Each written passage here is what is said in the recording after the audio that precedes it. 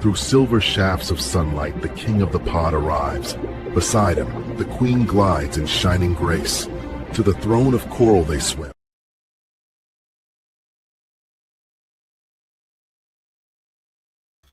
Hail to the pod!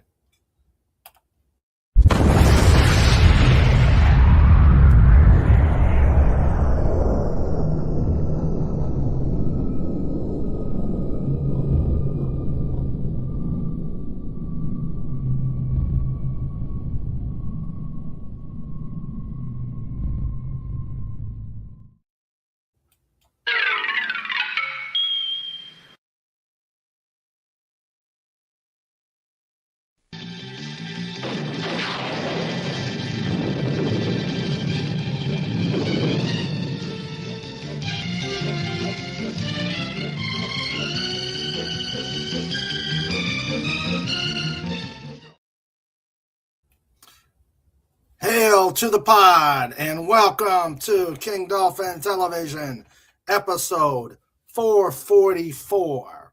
I am Raymond, author of the Dolphin Wars trilogy of books and ruler of the greatest pod on YouTube.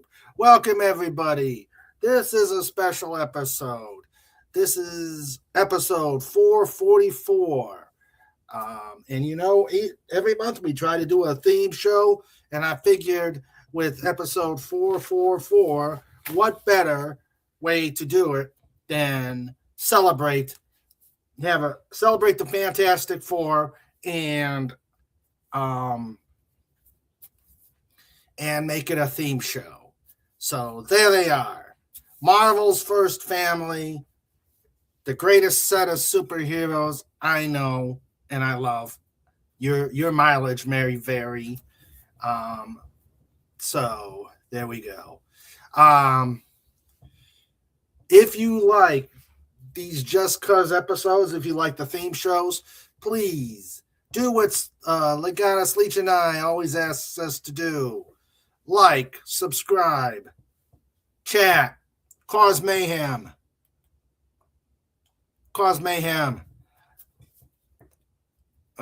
Do what we do here at the there they go. Do what we do here at the pod. Like, share,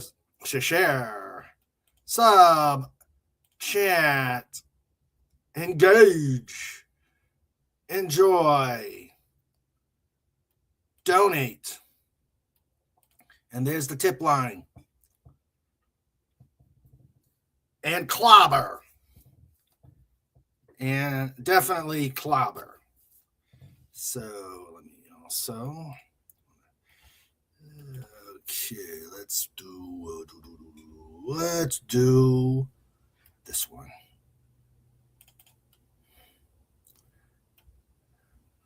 Let's do that one. Okay, and also, if you are so inclined,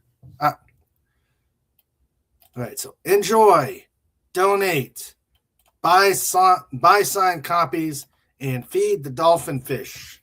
Yes, feed the dolphin fish. And if you are so inclined, do what FKHC says. Make sure Dr. Raymond Boom doesn't send Snorty or Trike to collect his money. Say paying super chats, super stickers, or the link here, and boom. Okay, there are two booms, so let's get it done. All right, and there's the tip line. Oh, I like that one. Feed the polar bear whatever it asks for. Yes, always feed the polar bear. Never leave him hungry. And especially, you don't want these two characters, these two shysters, these two upstanding citizens to knock on your door, shake you down, and say, give us money. Or in this case,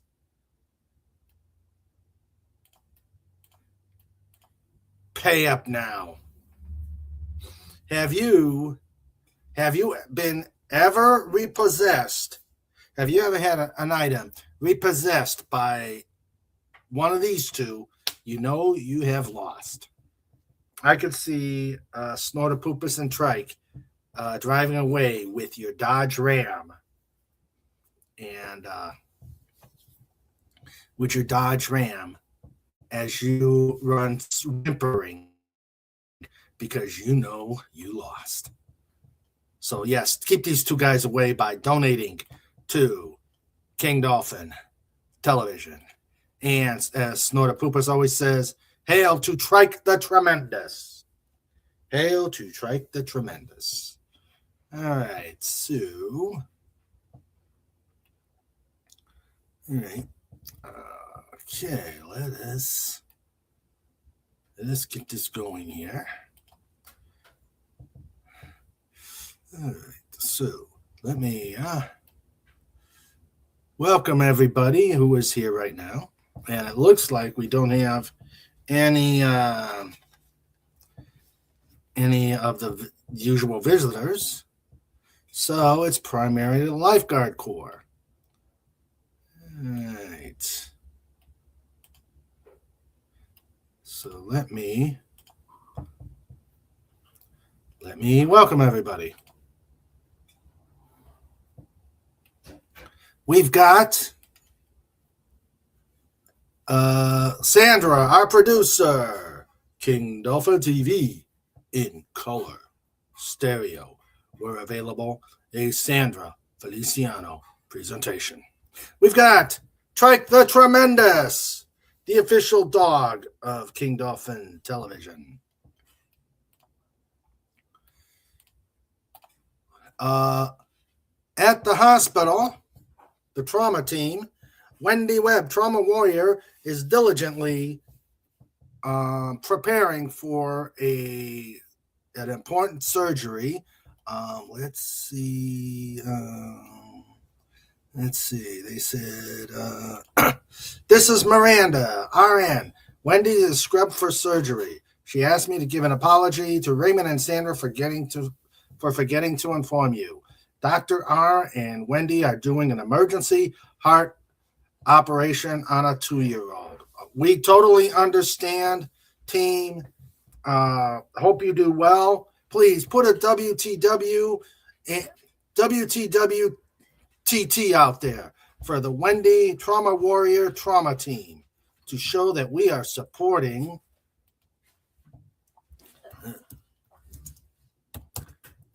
the trauma team. I know they'll do a great job. I know they'll do a great job on this little one. And Miranda says, things here are tense in the moment, so the volume will be turned down. Totally understand. Hope this relieves some of the tension by doing... No, not like those. Trauma team. Not huge circles, Legatus. Yeah, I'm sure they will appreciate that. You are so bad. Okay. You're bad, Legatus. Okay, let me continue my...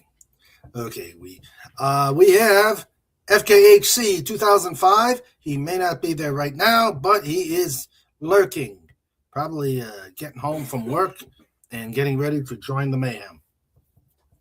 We have the magnificent Legatus Legion Eye. Ready to join us with jokes, commentary, and other cool stuff that he does. And now,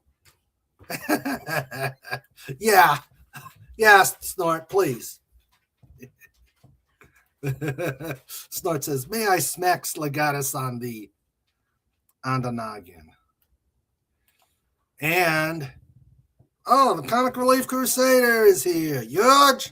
Huge, magnificent. You got the link, comic, so come on up.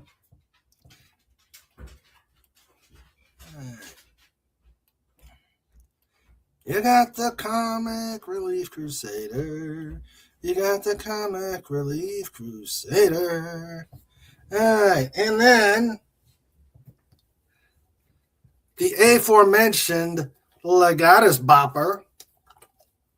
And yes, he does smack Legatus on the nug. So the aforementioned Legatus Bopper, the Bear Beyond Compare,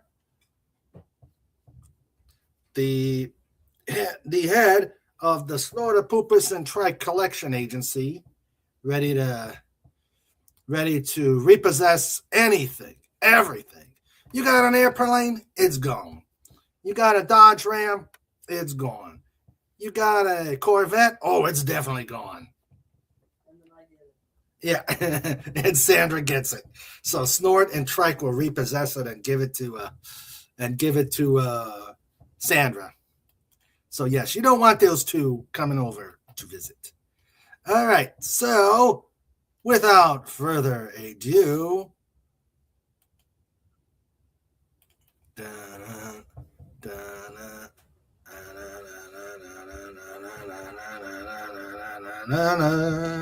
Snortopupus Cuber dot screen hashtag roar. Hey, Sandra sighting. Hey, Sandra. Oh, she's checking out the fire. Yeah, it's cold here. It's very cold here. So she's monitoring the hot heat stove. So, ooh, squeaky door. I guess I have to oil it. It's cold over my corner. Yeah, she's complaining. It's cold, so she had to do some poking. Ooh, she said poking. All right, Snort, this is going to be a great show. He's got it. Oh, and Dolphin's got his Clobberant Time shirt. Yeah, whoa. Cool. Clobberant Time shirt in celebration. Oh, and he told me not to tell you. He's got his thing socks. Hey, I told you not to tell. I lied. Hey. And maybe he'll show you those later. Woo-hoo. And now, the other guy. But you see, he's got to get his sound effects, the other guy's kind of slow. So he's got to get his effects under control. The other guy. Sniffles. D. Boom.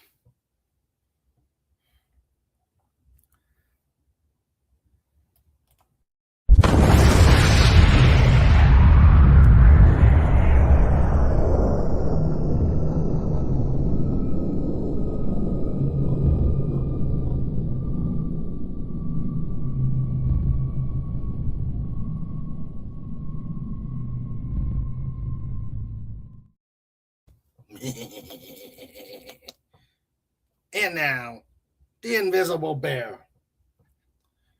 Yeah, we said it. The Invisible Bear.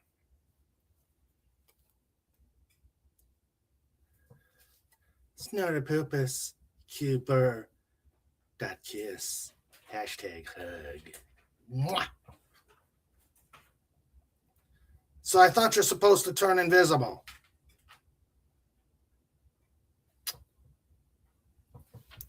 Oh boy. Okay, I guess that's one way to become invisible. Okay, let's go back. All right. Okay, let's get that. Okay. All right, so here we go. Let's see. We've got, Legatus says, I didn't do it. And Miranda, RN typing. Things have calmed slightly. Dr. R says he loves the Fantastic Four and wants the volume turned up. Oh, cool. And Sandra says, cool, Raymond loves them too. Oh, yeah. Marvel's first family. I grew up with them when I was just a little podling. There were times I had to tap out because some of the stories got a little weird, but overall, I kept up with it. And if Dr. R has any comments he wants shared, just let us know. All right, so Comic Relief Crusader, come on up. We'll talk some Fantastic Four. Okay, so normally on the Wednesday stream, I do monthly Fantastic Four interview, or not interviews, but reviews. And that comes from the 44 years of Fantastic Four from DVD. So I've got that set. We may do some of that.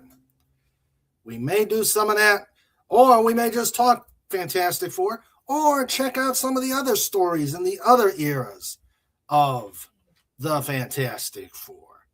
And we'll tell jokes. I've looked for memes, and I found the memes I found were kind of stupid. They kind of focus on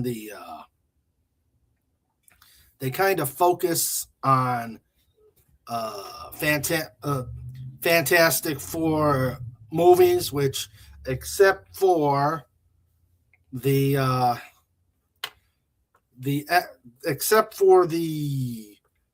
Fox movies, I could never find a 96 one. I still got to look for that one.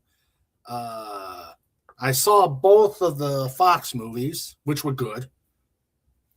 Fight me. I caught maybe 5 minutes of Fanforstic and tuned that out, definitely. And saw Four Steps. And it was... I have a review on First Steps posted on my video, so you can take a look at that. But we're here to talk about the Fantastic Four ethos, mythology, everything, because they made comics in the 1960s. They were the first ones to set up they were the first family. They were the heroes that they fought. They didn't like each other. They were given powers by an accident. And they were real. So, and with the writing of Stan Lee and the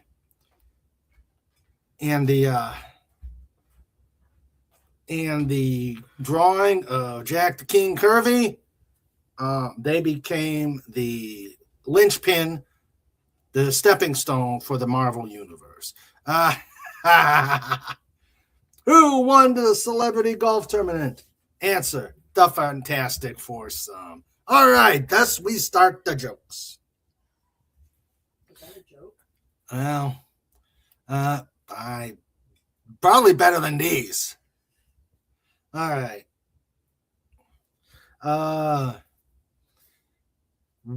What do you get? What do you get when you cross Victor Von Doom and King Kong? What do you get when you cross Victor Von Doom and King Kong? 2 angry fictional characters. Oh, these are bad. These are totally bad. That's going to be tonight's show. But at least those are better than the memes that I've seen. Oh boy. Yeah, these. Okay, so let us get started. But first, I just happened to find this as I was looking through Facebook for anything, and I saw, and I'm going to put this out there.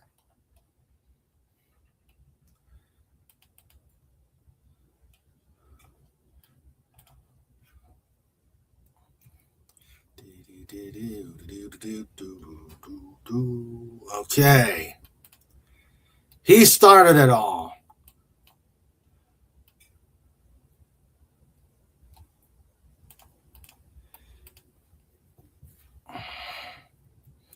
His birthday was August 28th, 1917, but he passed away February 6th, 1994. So he passed away on February 6th, which would have been yesterday.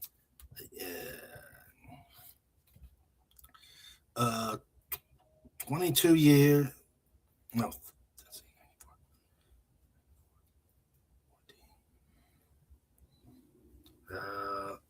So 32 years, if my math is correct, or my counting on my fingertips. But he started it all. He created the Fantastic Four and brought us a lot. Brought this little guy, this young nerd, a lot of joy back in the day. All right. And Snort says, R.I.P. Jack Kirby. Yep. All right. So, okay.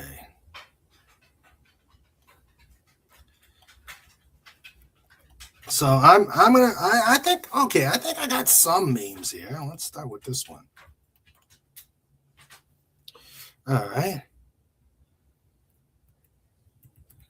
Let's see here. Okay, here we go. Here is a meme.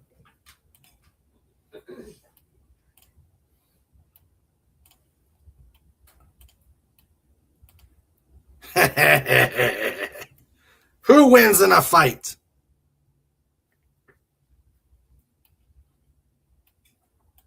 That is a good question. Which one of these two would win in a fight? Hey, Trike, I hear you. Yeah, he's fat. Trike the tremendous. Trike the tremendously fat dog. Snorter Pooper says, thing.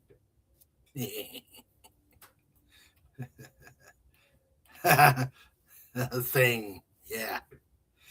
Okay. Let's see. Trike.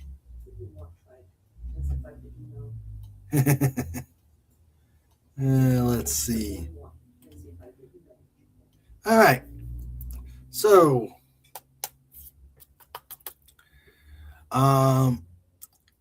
I know probably everybody likes Superman, likes Batman, liked the Justice League, but when the Fantastic Four broke on the scene, they started a phenomenon.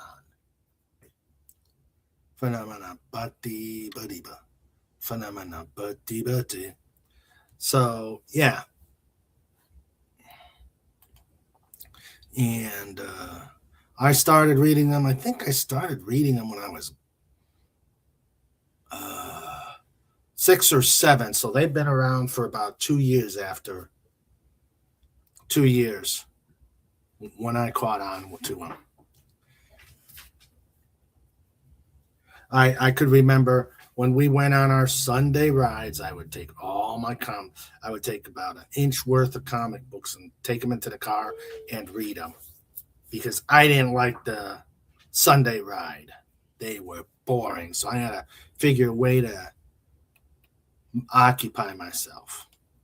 So it was either tell bad jokes or read comic books. They wanted me to read comic books. I don't blame them. But now that I'm aged, I can sit here on YouTube and tell bad jokes. So, the next bad joke. What is Mr. Fantastic's favorite drink? Fruit punch. I don't see how that fits Mr. Fantastic at all. That's bad. That's bad. So, okay. All right. So, 7-Up. That'd be a good one. That would be a good one. 7-Up. Yeah. And when I played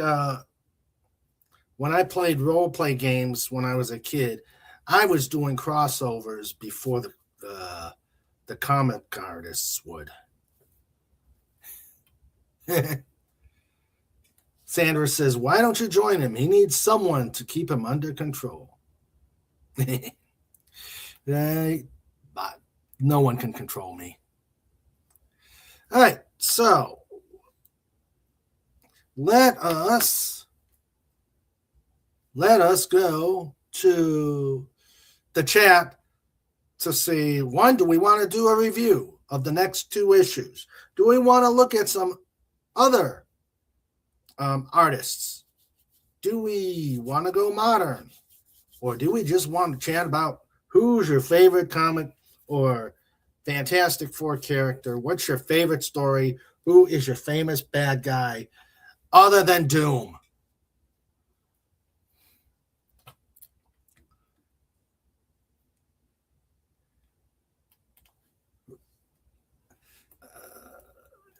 Snortapoopa says, "Can anyone control the dolphin besides you?" Oh, okay. I think he's beyond control. And I know Dr. R likes the Fantastic Four. I'd like to find out what era does he like?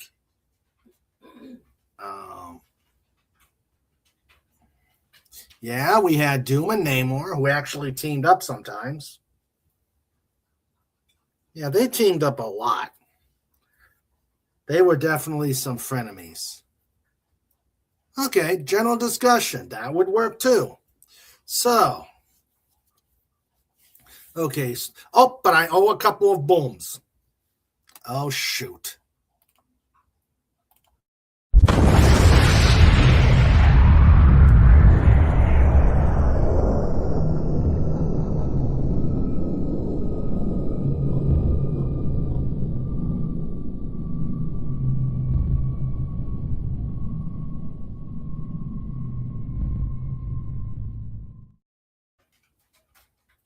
That's one.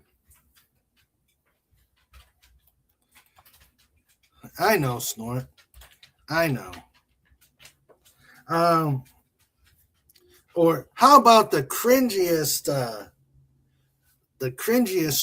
love tryst ever? You had Namor having the hots for Sue Storm / Richards.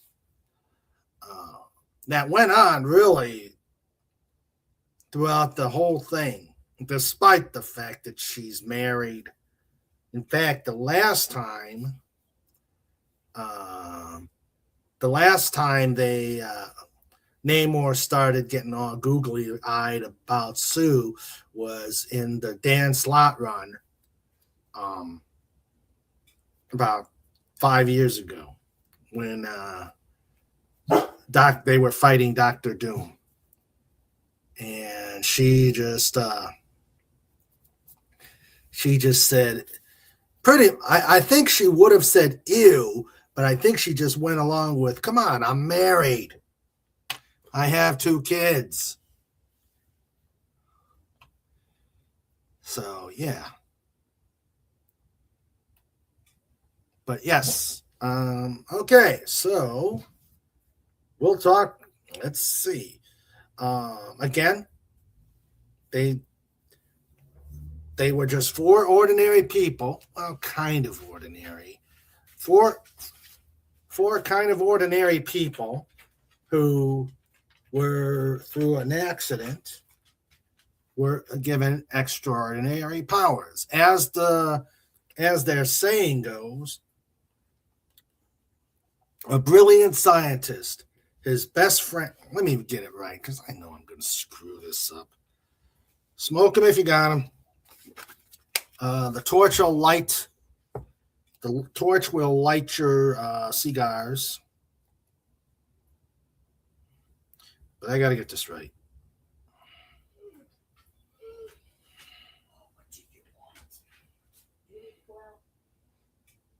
Trike is Trike is already terrorizing Mama. All right, there it is. So I'm going to say this right, because knowing the dolphin, he would say it wrong. All right.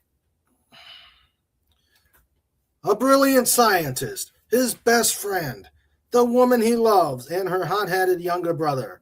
Together, they braved the unknown terrors of outer space and were transformed by cosmic rays into something more than merely human. Now they are the Fantastic Four, and the world will never be the same again. So that is their backstory. For ordinary people going up into space and transformed by cosmic energy into the foursome we all know and love. Now, granted, you look at, they're not ordinary people. I mean, Reed Richards is probably the smartest man on the planet, if not the universe. Multiple. Snorter Pooper says, "Hail the Trike, the Terror Hound." Yes, Trike the Tremendous.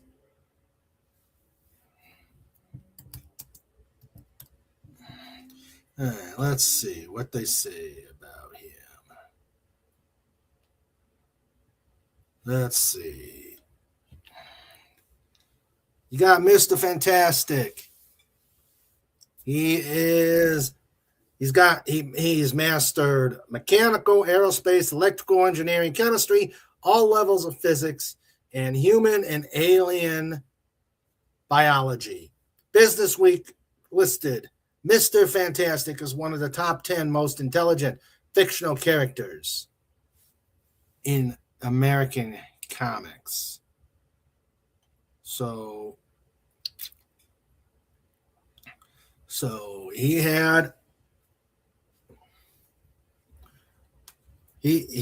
a brilliant scientist with probably umpteen, let's see.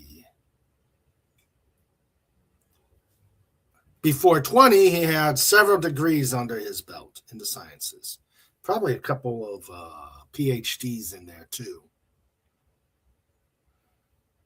So, yeah, brilliant scientist. Probably today he'd be the equivalent of,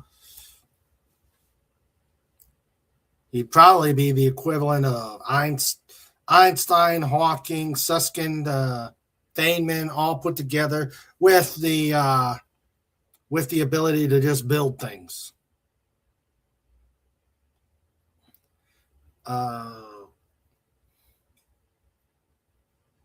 Let's see. According to Wikipedia, and probably elsewhere in the FF lore, he had PhDs in physics and electrical engineering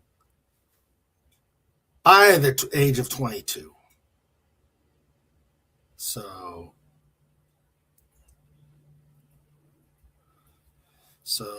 Reed's brilliant. Reed's brilliant. There's no doubt about that. And then you've got his best friend, the ever-loving blue-eyed thing.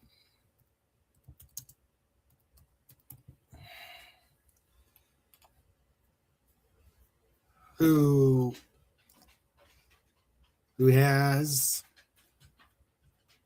probably the most popular of the foursome. He was an engineer. He was a football player. He met Reed in university. He was a test pilot. He was a test pilot, an engineer. Some other degrees, some master's degrees, and he actually flew the ill-fated mission. Hello, Phantom Outsider. How you doing, buddy? How you doing? Glad you are here. Welcome to the show.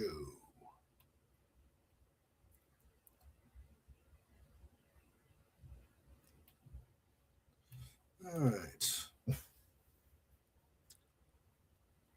And Wallace Lang. Great. Hey, Wallace.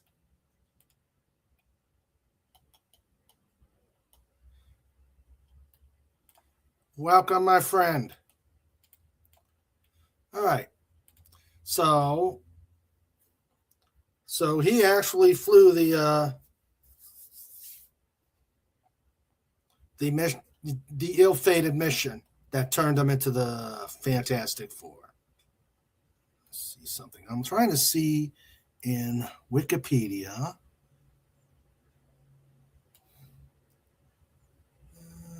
Let's see. I know.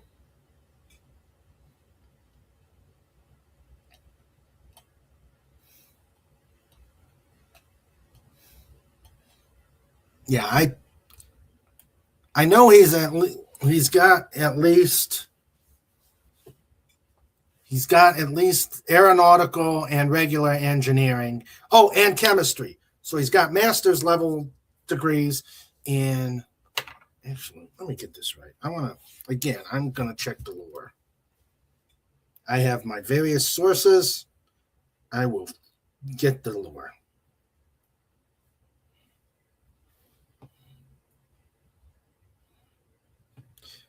All right, let's see.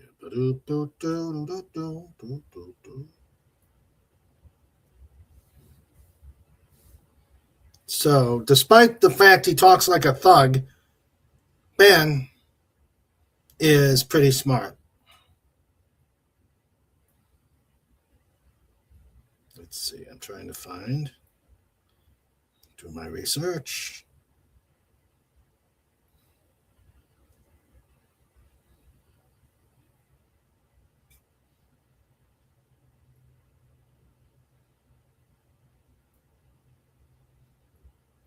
I'm looking. All right. He's got master's degrees in a mechanical engineering, aviation, and chemistry. So he's pretty smart. I was always wondering why he didn't get his PhD. Okay. Then you've got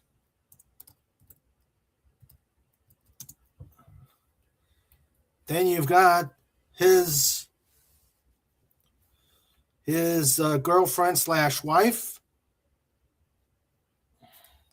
Susan Storm / Richards.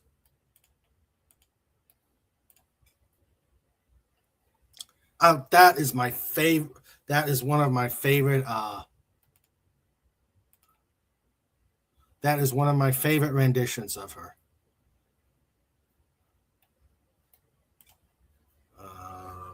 It's off the 2015 miniseries, but yeah, that's one of my favorite renditions of her.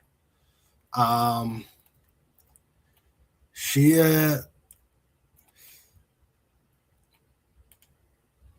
okay. She was daughter of a physician who ended up going into jail, ended up taking care of her son, or not son, brother, and started a relationship with Reed Richards. When she was in college, she met Reed Richards, and they started dating. She first saw him at 17, but obviously they had a retcon it, so reasons. So she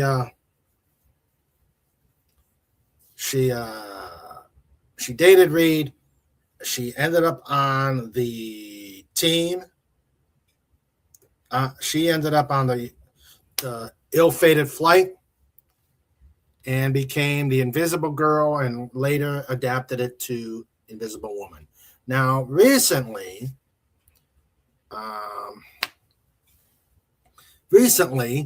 and I have not found anything, so it's obviously a retcon, that she is now a PhD in astronomy. No, a PhD in archaeology. I like the one fact that during one of the issues that I saw, so one of her issues, somebody asked her what her PhD is in, and she jokingly said marine biology, which caused Johnny to get upset. So that, and I found that interesting myself. I found that interesting myself, that she faked. She said she was marine biology, but which would have made sense, but in a creepy kind of way. But she's an archaeologist. She does have her PhD, and really, she's the soul of the team. She's husband, mother,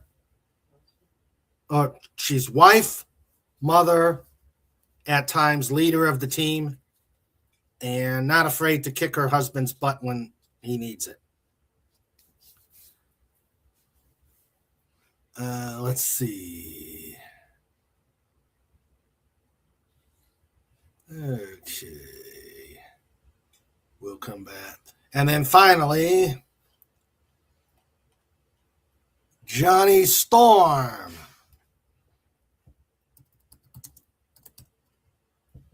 Let's see, which one are they going to give us when I go to, okay.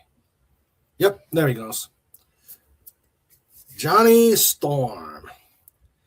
Mechanic extraordinaire, hot-headed person, and wild younger brother of Susan Storm, who she had to rein in quite a lot. He ended up in...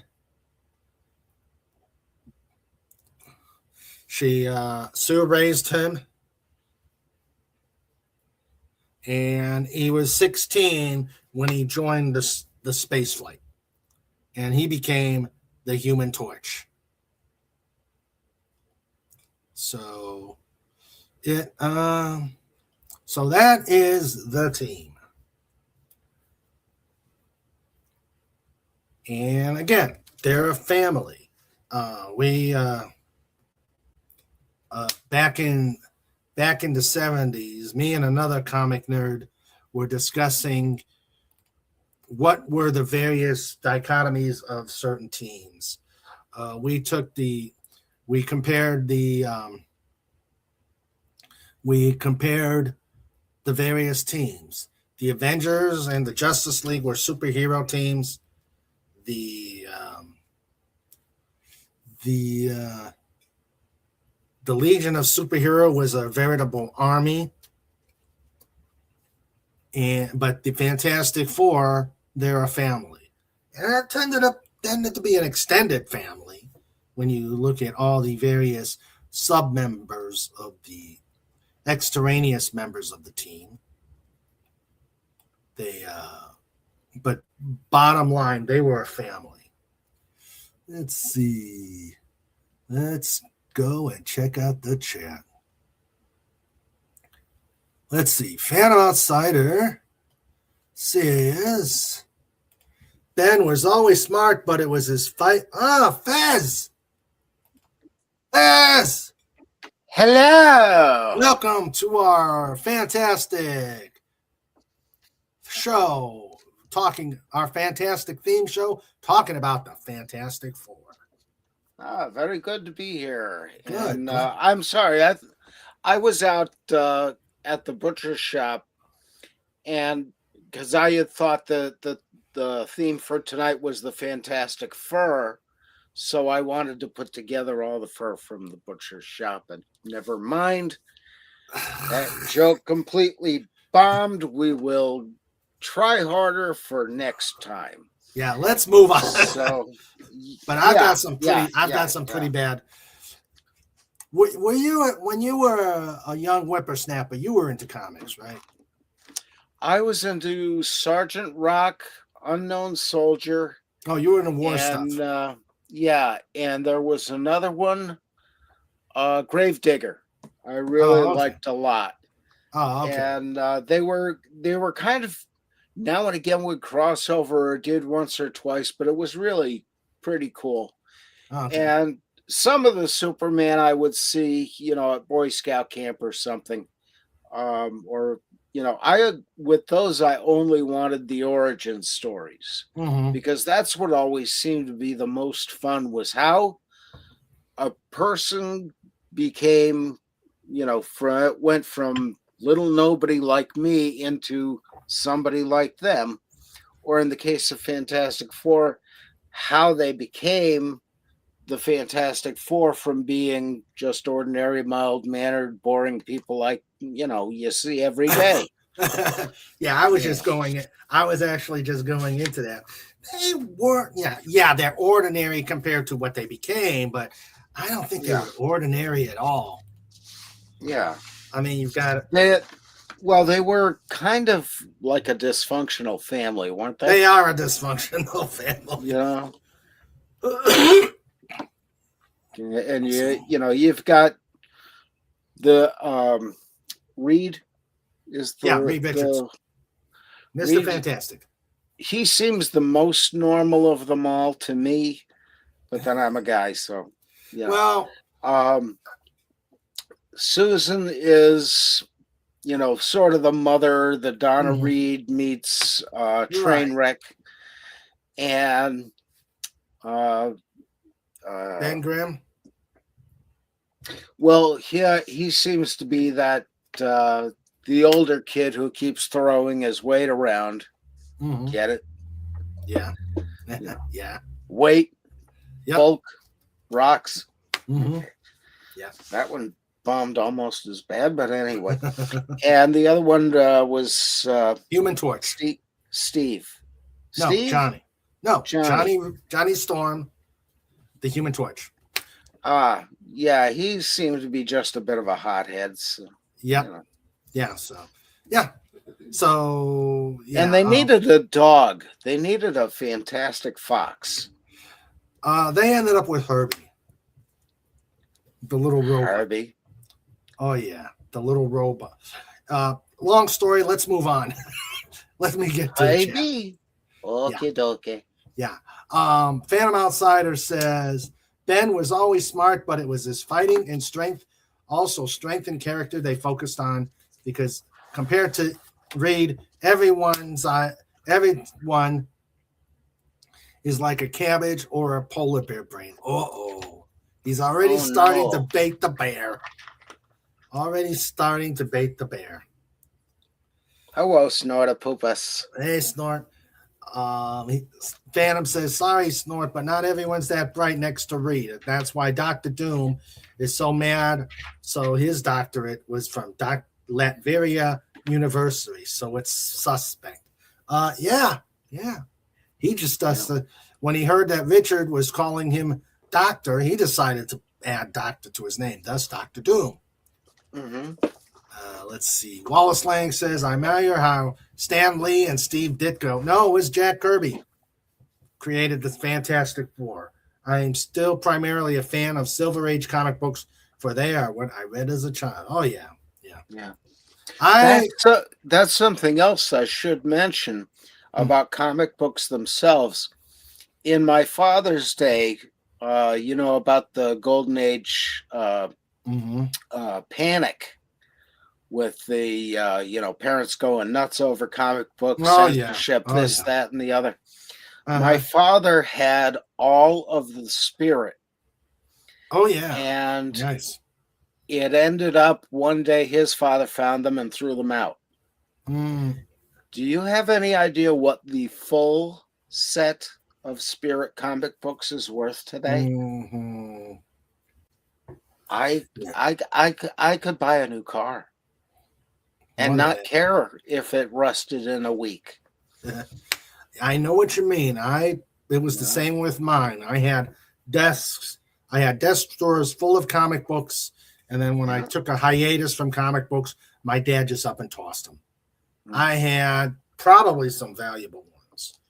What I did is when I was younger, I would take, and I think I've told this story before, I would buy 2 comic books, one to keep it reading, and another one that I can cut up and use as action figures. Yeah. And then after that, I think it was Kenner came out with color forms. Mm-hmm. God, I love those. I had the G.I. Joe set. Fett has a set that's still there. I mean, my God, I had forgotten all about that until the last stream he did. We talked about that. But they had those for G.I. Joe was the set I had. They had them for all kinds of stuff. I think some of the comic books. Yeah. Yep. I didn't get a lot of the toys because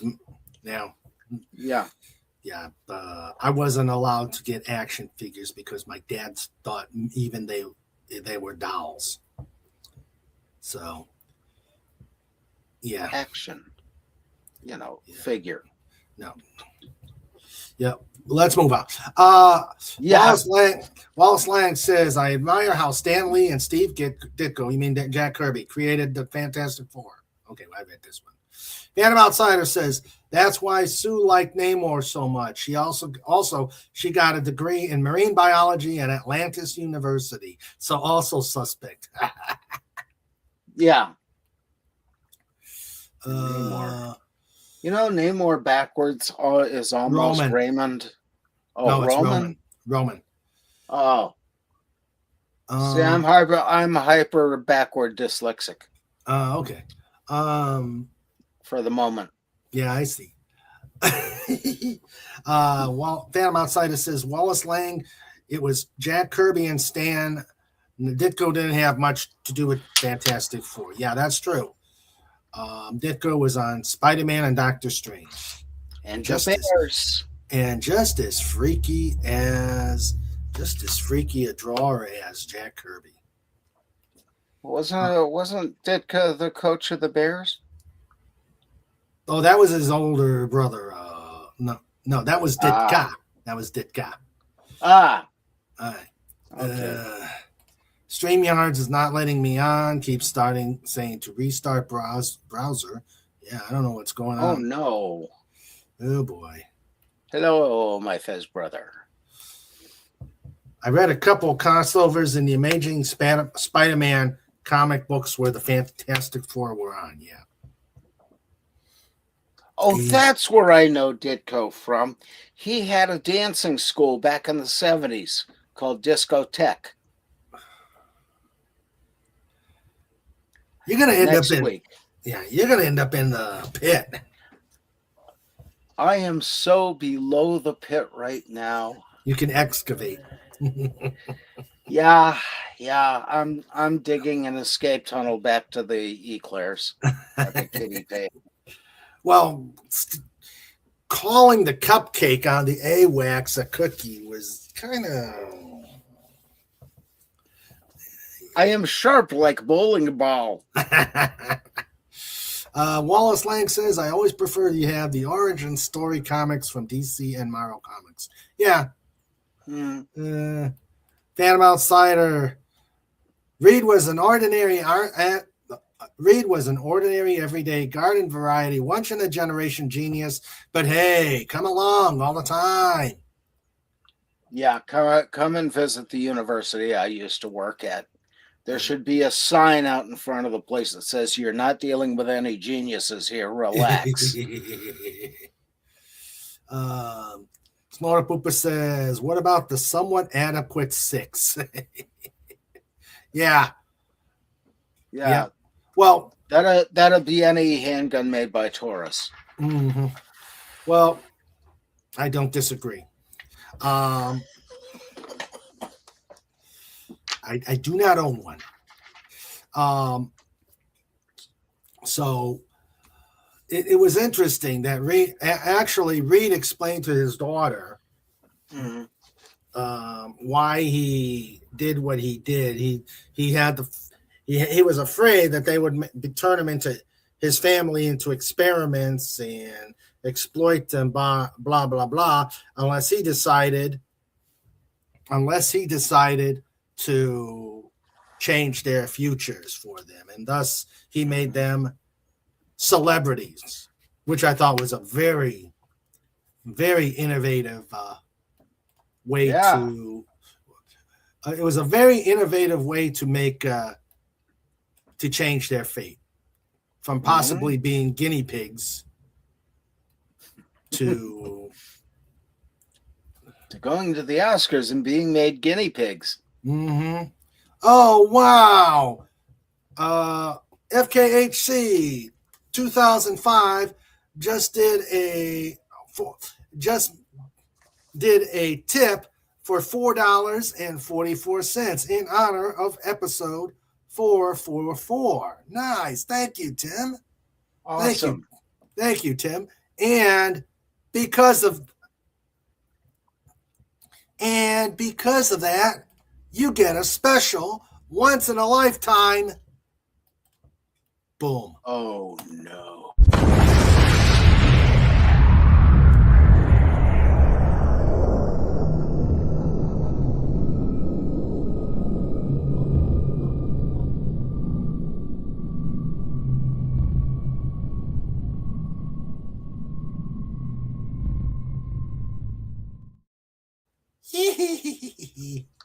All for you, Tim. All for you. Yeah, all for you, Tim.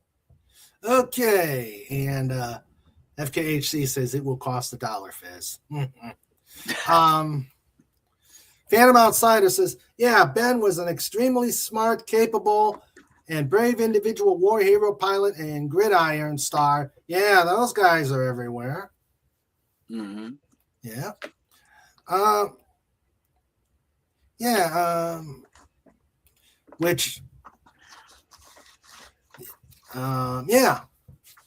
I mean, I actually equate Ben to Chuck Yeager.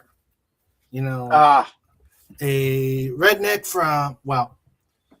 Yeager was a redneck from West Virginia who became a war hero, test pilot, and breaker of the sound barrier. And Ben was a guy from the Bronx, from the tough knocks, the hard knocks part of the Bronx, who used his football skills to get him out of there, out of the slums, and into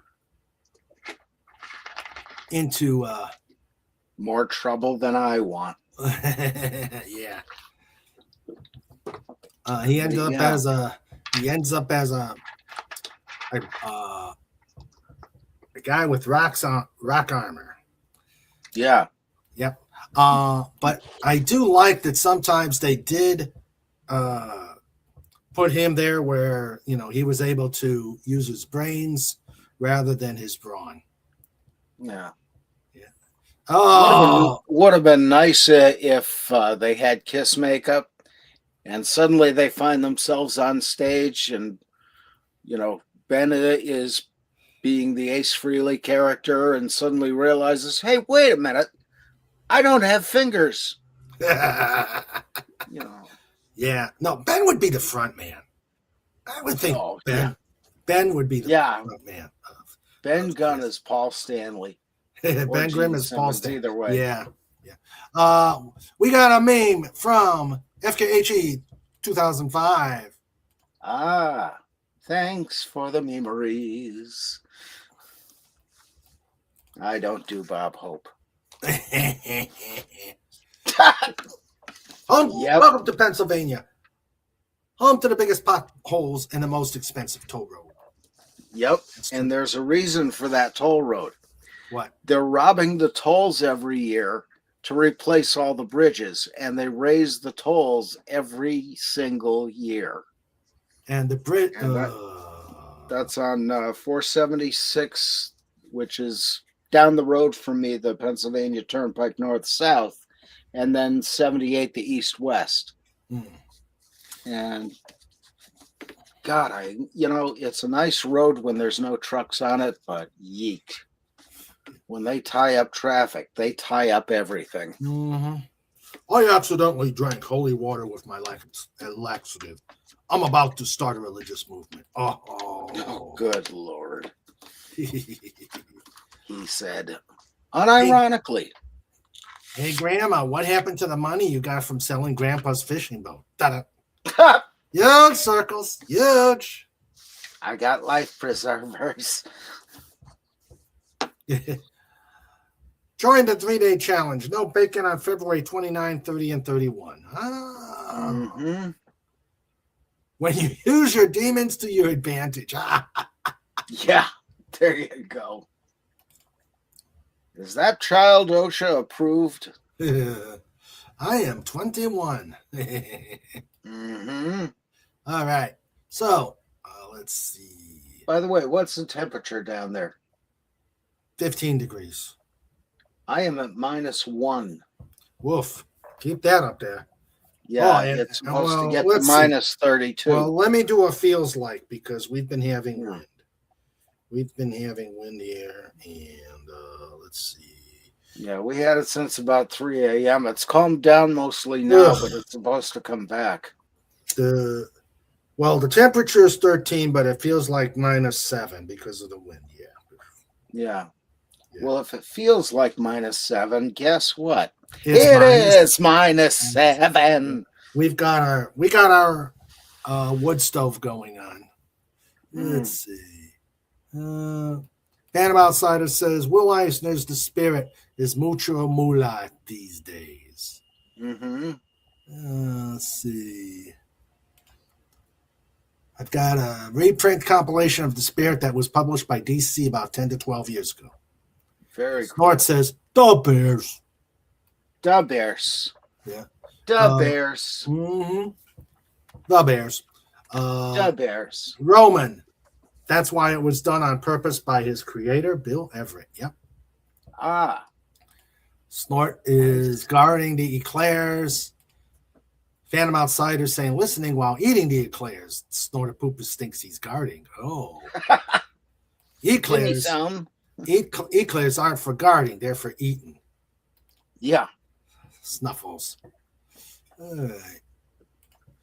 Ben was from the Hard Streets, was at one point a member of the Yancey Street Gang, but joining the military, going off to college, and becoming a member of the FF that made him a target for the gang. As they didn't want him to forget where he's from, which he never has. That is true. I get it now. He's from the streets. He's covered with cobblestones. Good point. Good point, yeah. Wendy, Miranda, typing for Wendy, says, that's freaking cold. It's 84 here. Oh, hush. Oh, dear. Wendy's at work. Yeah, they're doing an emergency surgery on a toddler. Oh, God bless him. Yeah. Let's see. DC first published comic books having the Justice Society in them in the 40s, replaced by the Justice League in in the 60s when Stan Lee and Jack Kirby created the Avengers. But the Fantastic Four came first. The first family. Let's see. The JLA was put together by DC and Brave and Bold in 1960. The FF showed up in 61. Avengers and X-Men showed up in 63. And I showed up in 65, much to your regret. I'm not going to tell you when I should.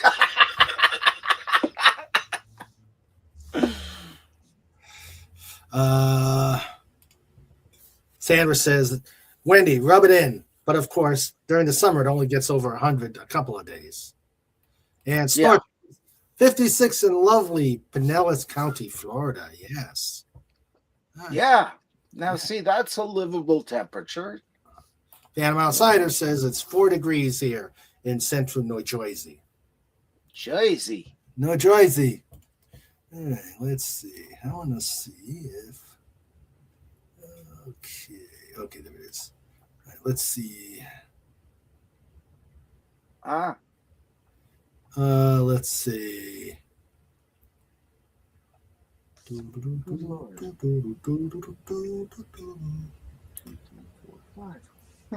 Okay, let's see. Let's see. I'm trying to find some good pictures of the Fantastic Four. Tim was born in 1982. Let's see. I was 17. I was 20. It was wet snow, I remember, because I got splashed by a truck coming out of the corner store. Yeah, 82 was very weird. Yeah. I was 20. I ended that year 2 days after Christmas with the first and only show my band at the time ever played. And we got home at 3 o'clock in the morning. I went to bed, and then suddenly Mother's waking me up to tell me that the diner on the corner is on fire. God, the things you remember. Yeah. Well, when who said he was FKHC says he's born in 82. Do you know what I was doing in 1982? Push-ups. FKHC. I was probably working nights in Italy.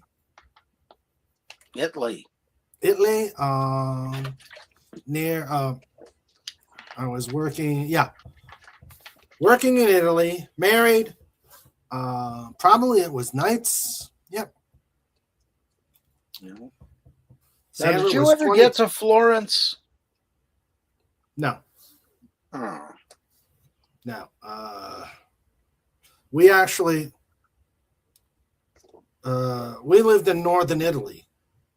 About closer to Venice. Well, no, we were actually probably 100, 200 kilometers away from Milan, where the Olympics are right now. Ooh. Yeah, Milan is nice. Yeah. So, Snort says, I'm an ancient bear, 1956. I can't remember if that's AD or BC. So, yeah. All right, so. Okay, I've got a Fantastic Four joke. Okay. What is the one piece of furniture you will never find at the Baxter Building?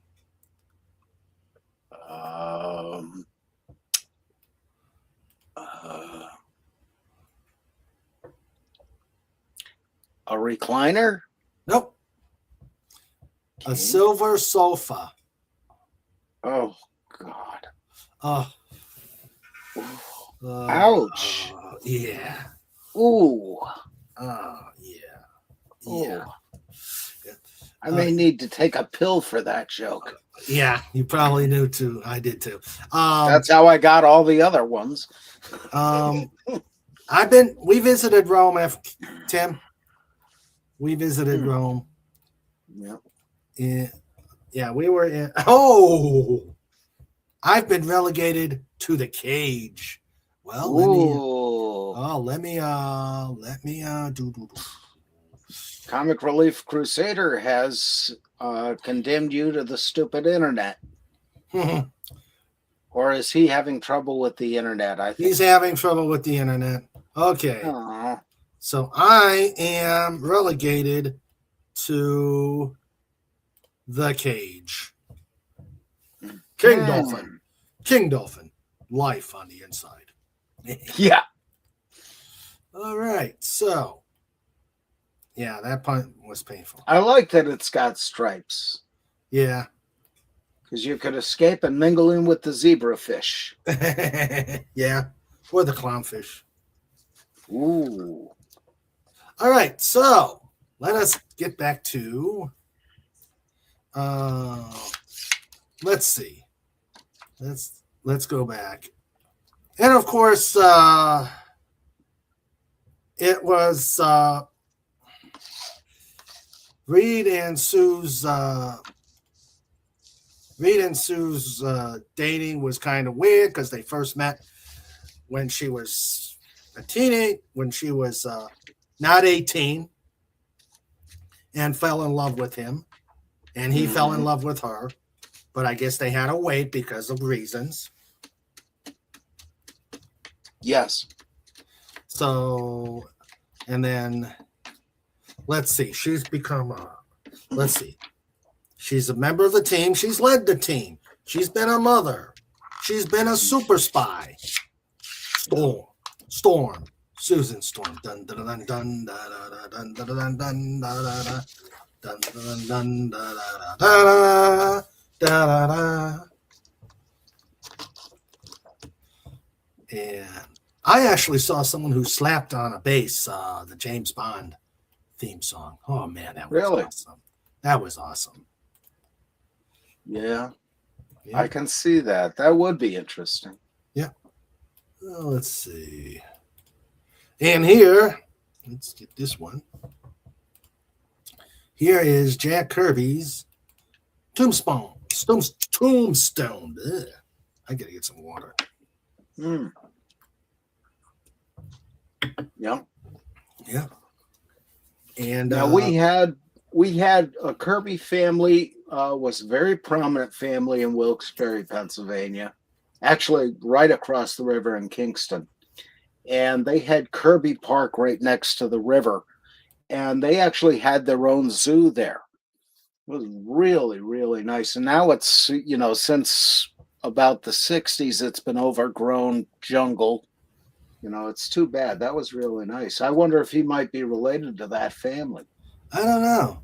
All depends. Well, obviously, you see here, Kirby was Jewish.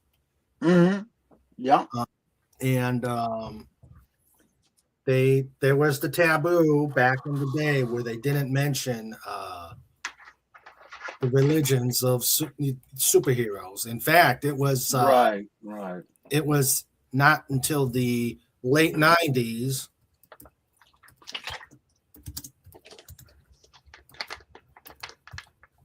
It was not until the late 90s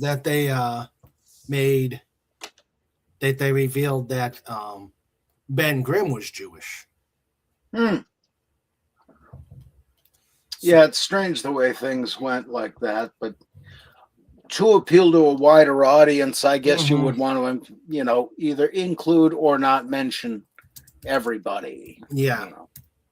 And it was just easier and safer, not, to make it a more secular thing and not have to mention and go through all the hoops and eggshells. Yeah. But very good. Yeah. Let's see. I'm trying to find. Let's see. Okay. So there is Jack Kirby's grave. He passed February 6th of 1994. Let's see. He would have been, 87? 77. When he passed? Yeah. Well, he's He's 100 and something now. Yeah. Yep. All right, let's see. Let's see. North Fairfax Kangaroos. Yeah, that's Tim. Oh, FKHC 2005. cool.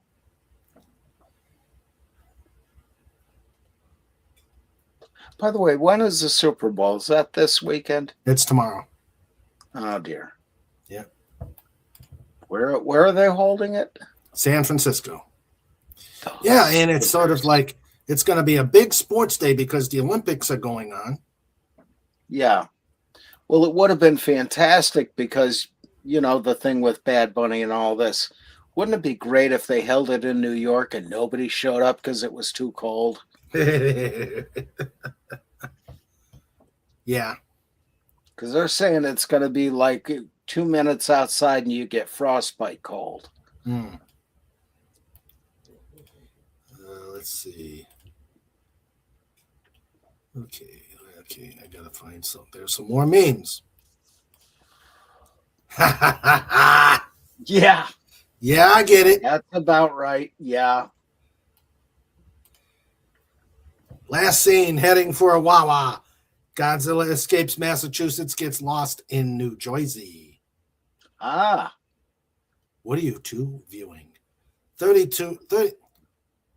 Yeah. What are you two viewing? 30-year-old pod racing highlights. Ah, the good shite. Yeah.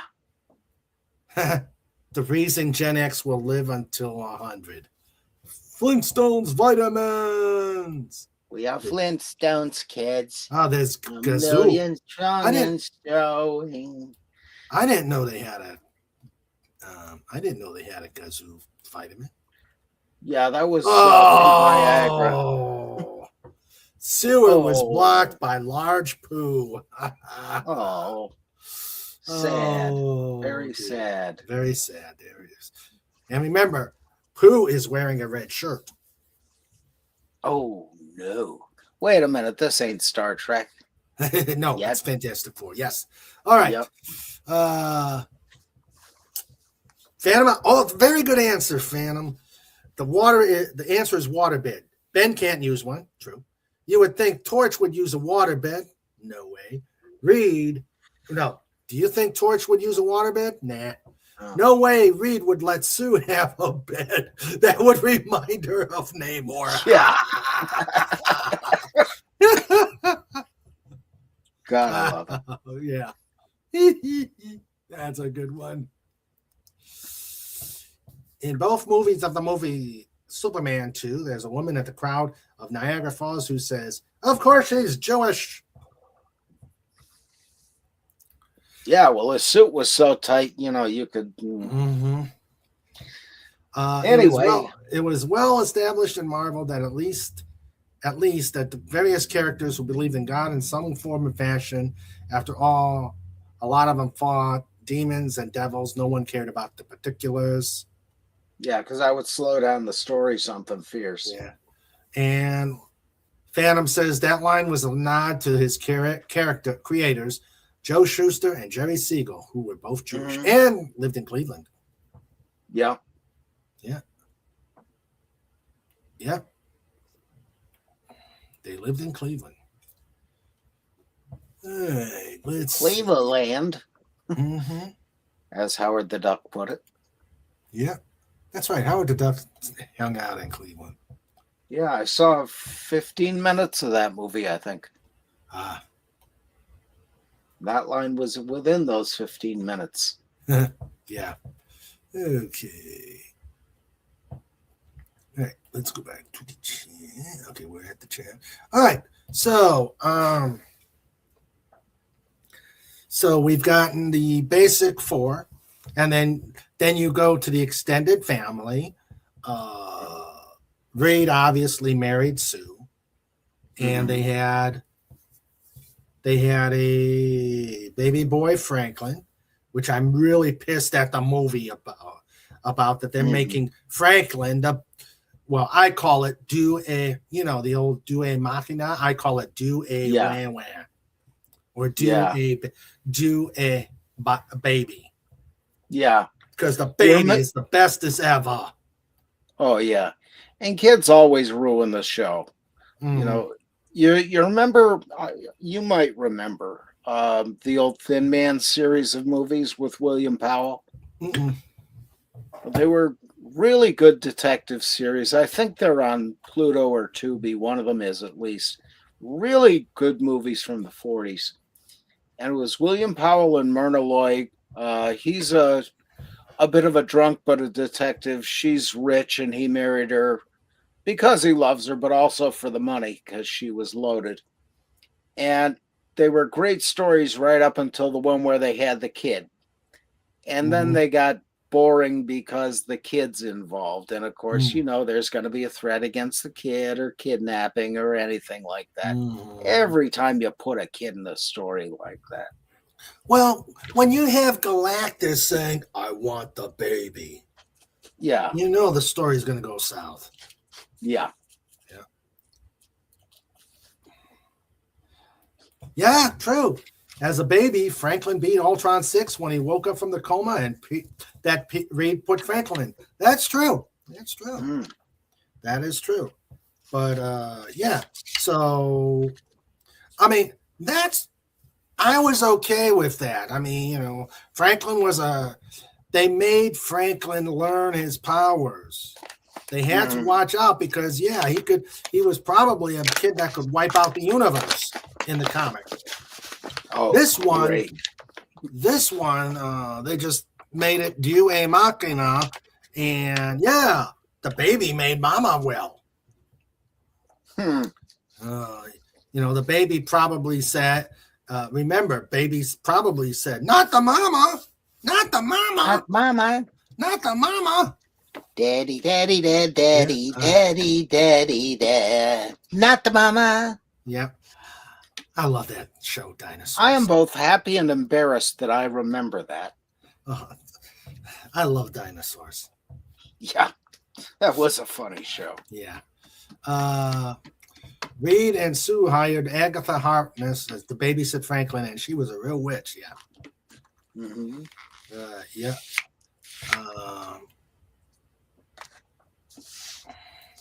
I don't know. I've yet to see the 1996 one. I got to find it.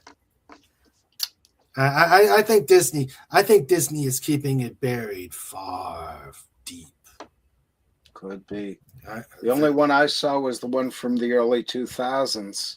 Yeah, the one with Jessica Alba and Eon Griffard. Mm-hmm. I think that's how you pronounce that. Yeah, that one I liked. There was one after that, Silver Surfer. The Return of the Silver Surfer. I was meh on that. Yeah, I think the only thing I really liked was when Reed and Sue got married. Yeah, but I remember seeing that. It was my last time in a drive-in theater, and Garfield was the top bill. Okay. I miss drive-ins. Yeah. That was the thing. My parents used to take us to drive-in movies when Lee and I were little. And they put us in our pajamas and then, the coat over the pajamas. That way, when we got home, just take the coat off and throw us in the bed. Nighty-night already. Yeah. And, of course, they'd have to wipe off the ice cream. Because, kids, ice cream, chocolate. It gets everywhere. Yeah. Let's see. Okay. I'm trying. Let's see. I remember Dinosaurs. My youngest brother was the baby, and my father made it clear he was the current favorite. That's right. Some parents did have favorites. I didn't care if I was 12 years older than him. Yeah, because you were going to have a driver's license sooner and a girlfriend. But when he was 6, I was working, and he was still annoying. Mm-hmm. Yeah. All right. So there was Franklin first, and then of course Ben had a long-term girlfriend named Alicia, a blind sculptress, and they had their ups and downs. In fact, Ben was going to marry a teacher, I guess, but decided not to because they didn't want a civilian married to a superhero. So what does Ben do?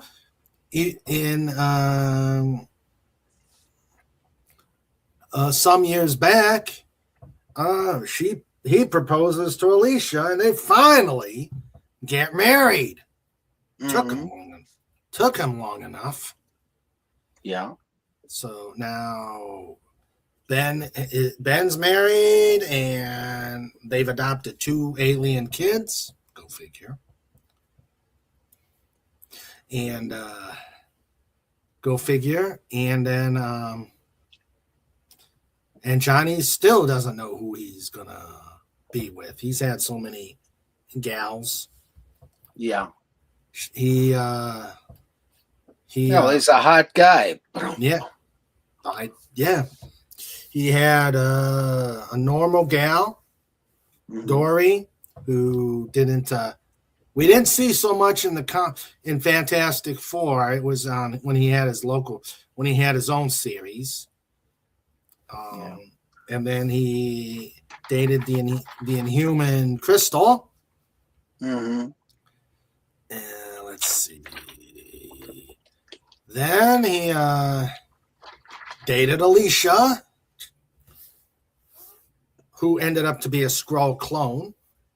And then he dated Crystal's older sister, Medusa. I'm like, ay vey. If the sister's named Medusa, there's something wrong with the girl. Yeah. So, however, he lives only 5 miles from me now, and we hang out only on Sundays. But if I mention his stream, he will sing "I'm the Baby" song. Cool. Phantom Outsider said, "When I stopped collecting, Johnny was married to the Skrull girl." Yeah. That was one of the times I had to tap out. Yeah. Although the Skrull girl was pretty hot. Yeah. But now, the saddest wedding night of all there had to be Reed when he married Sue, because he knew she had a see-through negligee and she was going to come out of the bathroom wearing it. But first she turns invisible, walks out of the bathroom and says, "Psych."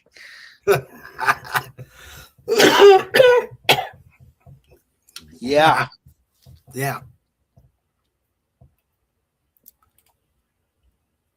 The last time I was at a drive-in movie theater, 76, and around 11 p.m., an idiot shot off fireworks into the crowd to celebrate Independence Day. Yeah.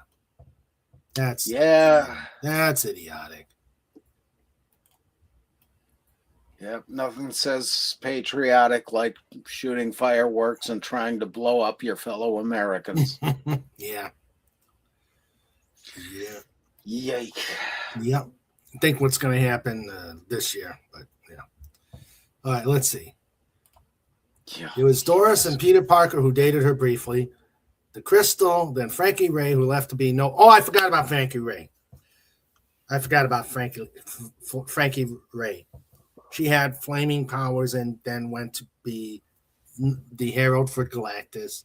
And then fake Alicia. Then married the Skrull that was fake Alicia. Yep. Mm-hmm. Yep, but then later on, he dated Crystal's sister Medusa, who was at the time still married to Black Bolt, which I'm sure became cringe. Mm-hmm. Yeah, and then and then when you go to Sue Storm Super Spy, her partner, I'm sure, had the hots for her in a cringy type of way. Yeah. Let's see. and then well, we're not done with the extended family. Reed and Sue had another child. Oh no. Yes, they did. Well, in one of the most tragic slash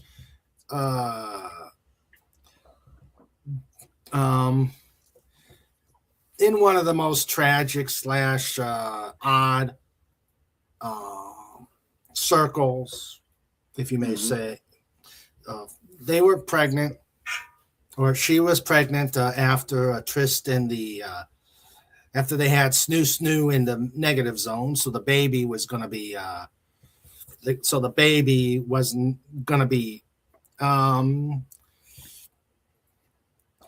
the baby was not going to make it. In fact, the baby didn't make it, despite Reed going to everybody who was knowledgeable in radiation. So the baby miscarried and really wrecked the Fantastic Four. Yeah. And then a few years go by, and you've got a daughter of Sue and Dr. Doom, who's called Valeria, and Reed. Yep, there were complications. They even asked Doc Ock to help on that one. And then there was a storyline where a teenage girl says she's the daughter of Sue Storm and Dr. Doom, and Sue didn't like her at first, but even though the DNA was pretty much a match. Yeah. And then so she was a part of the team, and then through intergalactic, interdimensional, Hail Linrod! Hey, how you doing, buddy? Come on up. Let's see how much you like and know the Fantastic Four. And let's see. So then the storyline got a little bit more quirky when Franklin, the DUA baby, decides to do shenanigans, and Sue's pregnant again. I know what causes that now. Yeah. So she's pregnant, but then you've got the same issue from the first one. Her energy was all over the place, and just as Sue was getting ready to give birth, Dr. Doom fixes the whole thing. So now they have a daughter. Yeah, my head hurts too when I read those. When I read her storyline. So now Valeria was helped by Dr. Doom to get rid of all the excess energy that would have killed her yet again. And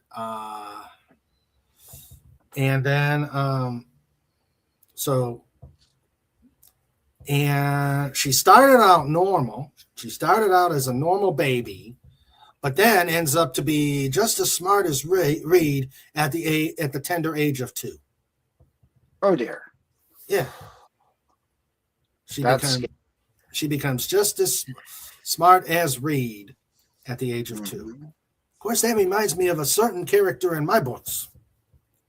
Well, there you go then. Yeah.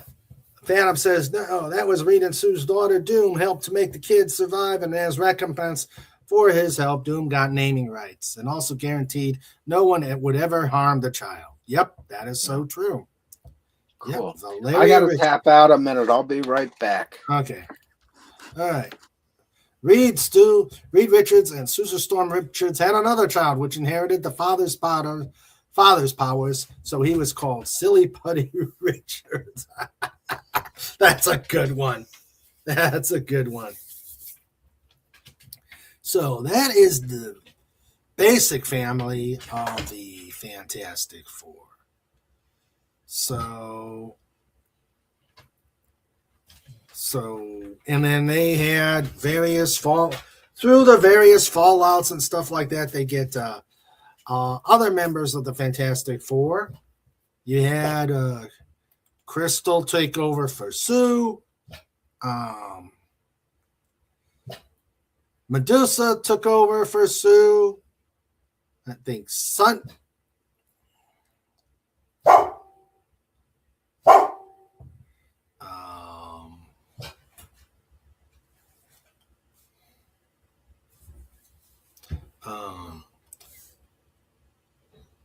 Let's see. Crystal took over for Sue when she was pregnant with Franklin.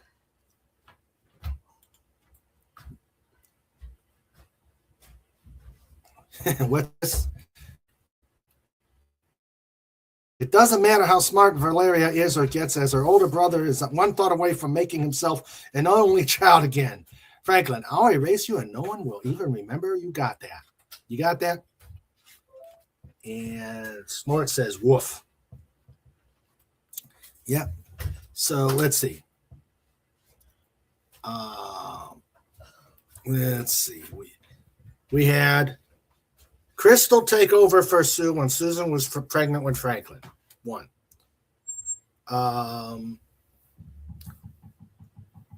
Medusa took over for Sue when Sue had marital problems with Reed.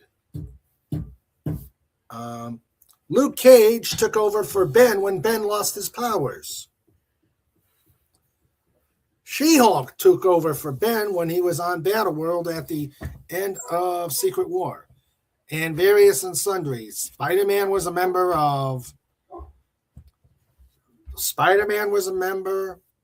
The Black Panther were a member. Black Panther and Storm were members. So the Fantastic Four had a very large sub-team. Franklin to Valeria. Listen, number 3, you should learn from number 1 and number 2's mistakes. Go ask Mom and Dad about them. They don't remember them. No one does. Oh, God, yes. There have been so much. Yep. Sue and Medusa subbed in for Sue before or after she was pregnant. Yep.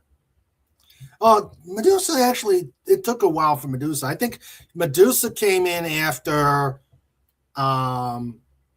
Medusa came in after Sue left Reed after Reed put Franklin in a coma. So,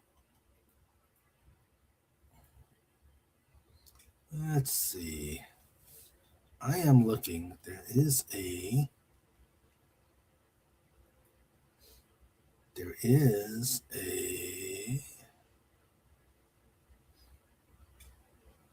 I am looking for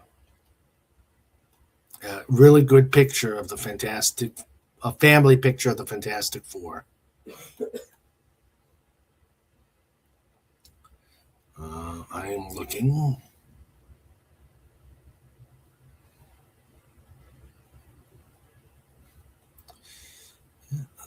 Come on, where are you? All right. Let's see. Medusa was there after 150 or at around 140, like 155-ish. Well, I could take a look. I do have the entire series for on DVD for 44 years. That's what I use my do for my reviews. Let's see. But let's go to another joke. And if someone can explain this one to me, I will give you a virtual cookie. Did you hear that the Invisible Woman is pregnant? Yeah, she's in her first trimester. I don't get that one at all. I don't get that one at all.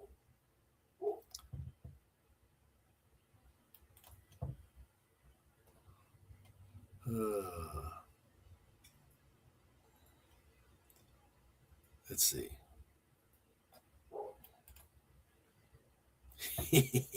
This is a good one. This is a good one. A good meme. What do you got there? Meatball hoagie. Oh wow, nice. We had I hope so. we had turkey, sausage, and baked potatoes. She put onions in it. Nuts. When you're a stapler, but you also want to destroy Reed Richards. Oh dear. Nice.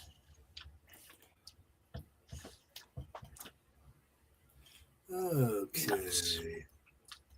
60 years I've been telling her no onions. And you get onions. Every single frickin' time. You're allergic to onions? I hate onions. Mm. Well, that ain't gonna make it. Well, time to find a better restaurant. Mother likes to make basically meatloaf. And she puts onions in meatloaf, and she decided to make the meatballs out of the meatloaf, apparently. Mm-hmm.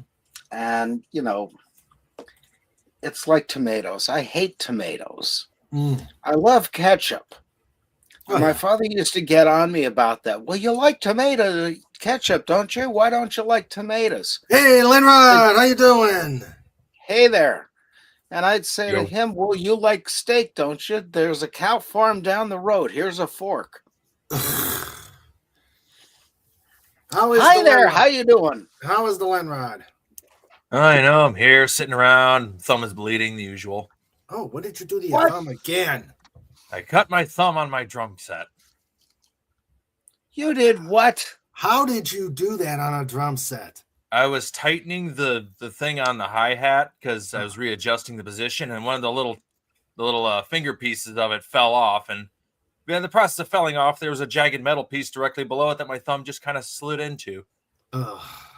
Yeah. You better Don't do that anymore. There's blood on a hi-hat now. Oh. Blood on a hi-hat. 2 bits. So, here we are. Think of it, that'd be a great Buddy Rich album. Well, we are here talking about the Fantastic Four. And now we've got 3 out of 4. Oh, first thing though, what's the temperature where you're at? Yeah, what's the temperature? Right now, that's pretty warm. It's only negative 5.6. Oof. Ooh, he's worse off than me. I'm at -1. We're at -7. With wind chill. It's really windy. Funny part was, it was like 35 yesterday. Yeah. I was able to pump the water out of my basement. Ooh. Or at least some of it. It smells terrible down there. Like it's Basement's mutated or leaking something. too? Well, my basement is just a dirt hole under my house. Oh, okay. And despite the fact that it's been sub-zero temperatures, the ground is still so saturated with water from all the rains we had this year that I'm still getting water pooling up down there. Yeah. Do you have a sump? I got a sump pump down there, but I have to disconnect it because it's negative 5 degrees outside. Yeah. Yeah. So it warms up enough. I got to pull out the pipes, hook everything up, pump the water, then put it all back in the house. Ouch. Yeah. Well, get a dehumidifier, and that'll get the odor out. And it's like a mutated water mass. I'm pretty sure I'm getting runoff from the farm that's at the top of the hill. Because the stuff that I pump out of the basement is incredibly high test fertilizer. The grass that it touches turns into mountains. Oh God. Let's see. Should probably be bottling it and using it on my garden or something, but I just don't want it around. It smells awful. Yeah. Let's see. Yeah, right now it's 15 degrees here, but we've got an extreme cold warning. Probably because of wind chill. This is my old sump pump I used in Palmerton. Just stick a hose on the top and everything goes through the bottom. Yeah. I got a big Made beefy by one. Jacuzzi. Ooh. I Yeah, got a big industrial one that's like 4 horsepower. Oh wow. It's got Yeah, like I've got an one of them. inch and a half diameter pipe on it. It really pumps the water. Yeah, this thing surprised me. I had about almost a foot of water the one day, and it leaked in under a crack in the concrete stairs, and that thing got rid of it in about 2 hours. Yeah. Very surprising. And when my basement turned into a swimming pool, had the whole thing cleaned out in about a day and a half. Yeah. That was right after we had the big floods, and when I first moved into this place, it's like the entire underside of the house was water.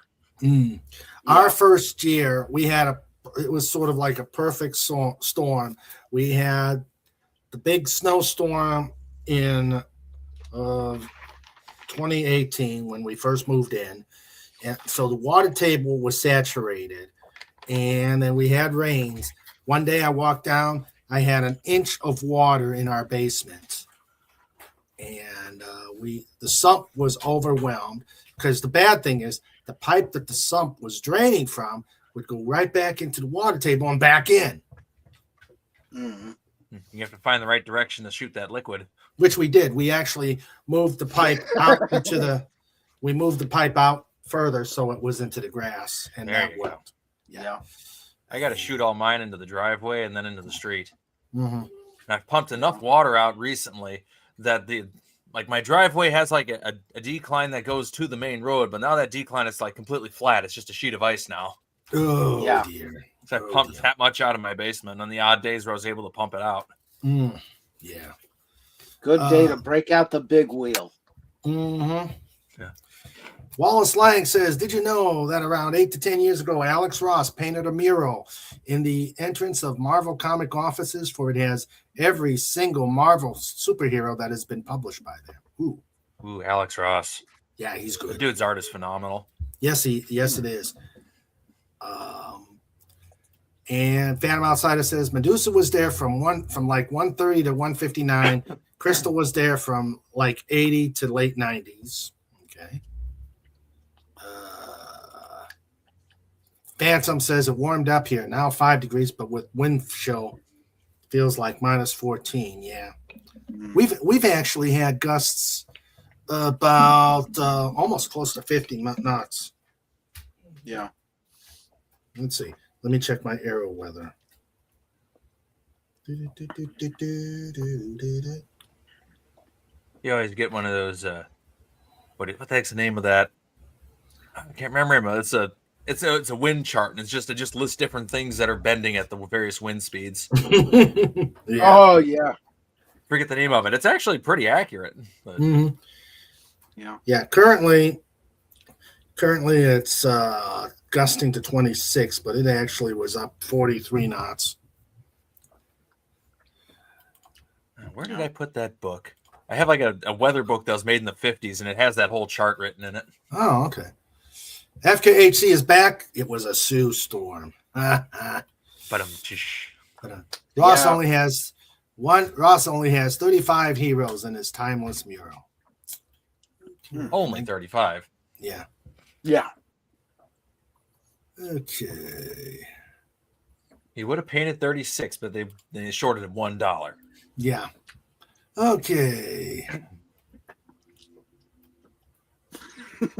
More memes.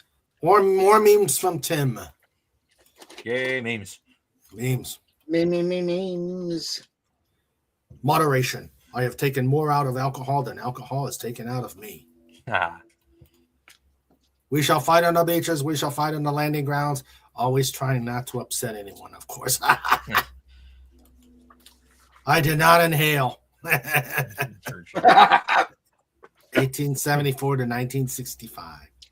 hey, hung in there. Yeah. Yeah. She was actually alive in my lifetime. Yeah. Not for long, but you know. Yeah. And here's I'll take the win. Yeah. And here's a meme. When you're a stapler, but you also want to destroy Reed Richards. Yeah. All right.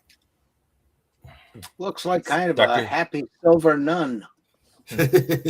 Dr. Swingline. Mm.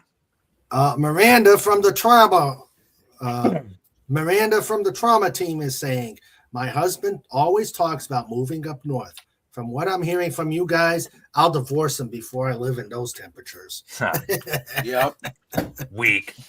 Yeah. We've got all the temperatures here. Yeah.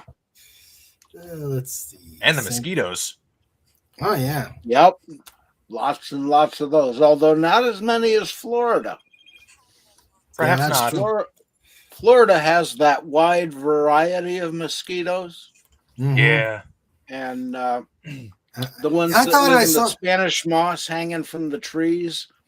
I They thought tell I you saw when you a- get there, don't bang the Spanish moss unless you like scratching. Mm-hmm. I thought I saw one day a video of a mosquito taking out, carrying a polar bear. That's how big they are in Florida. Yeah. But then you've got the crocodiles too that I've seen too. Yeah. Okay.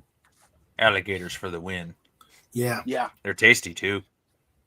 Yes, they are. They taste like chicken, at least when you're in Scranton. Mm. They had them at the one seafood restaurant for a long time. Okay, here we go. There Alex is. Rossberg. Yeah. That's an Alex Ross. Let's see. Let's see.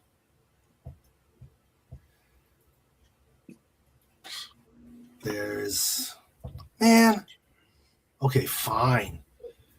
No zooming in.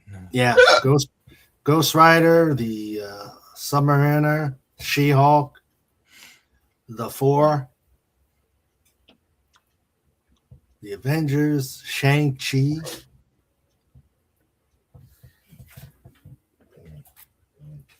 Medusa on the right, far right, But the X-Men.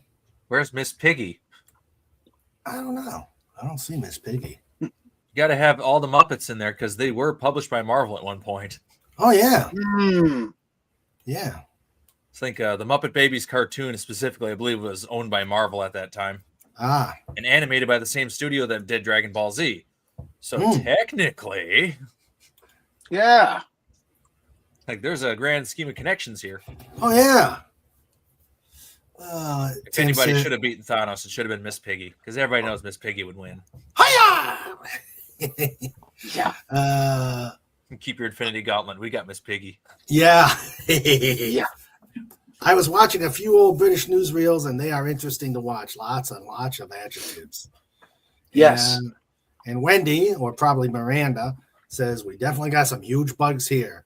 And Snorta Poopa says, Florida also has palmetto bugs the size of the B-52s. Yep. Yeah.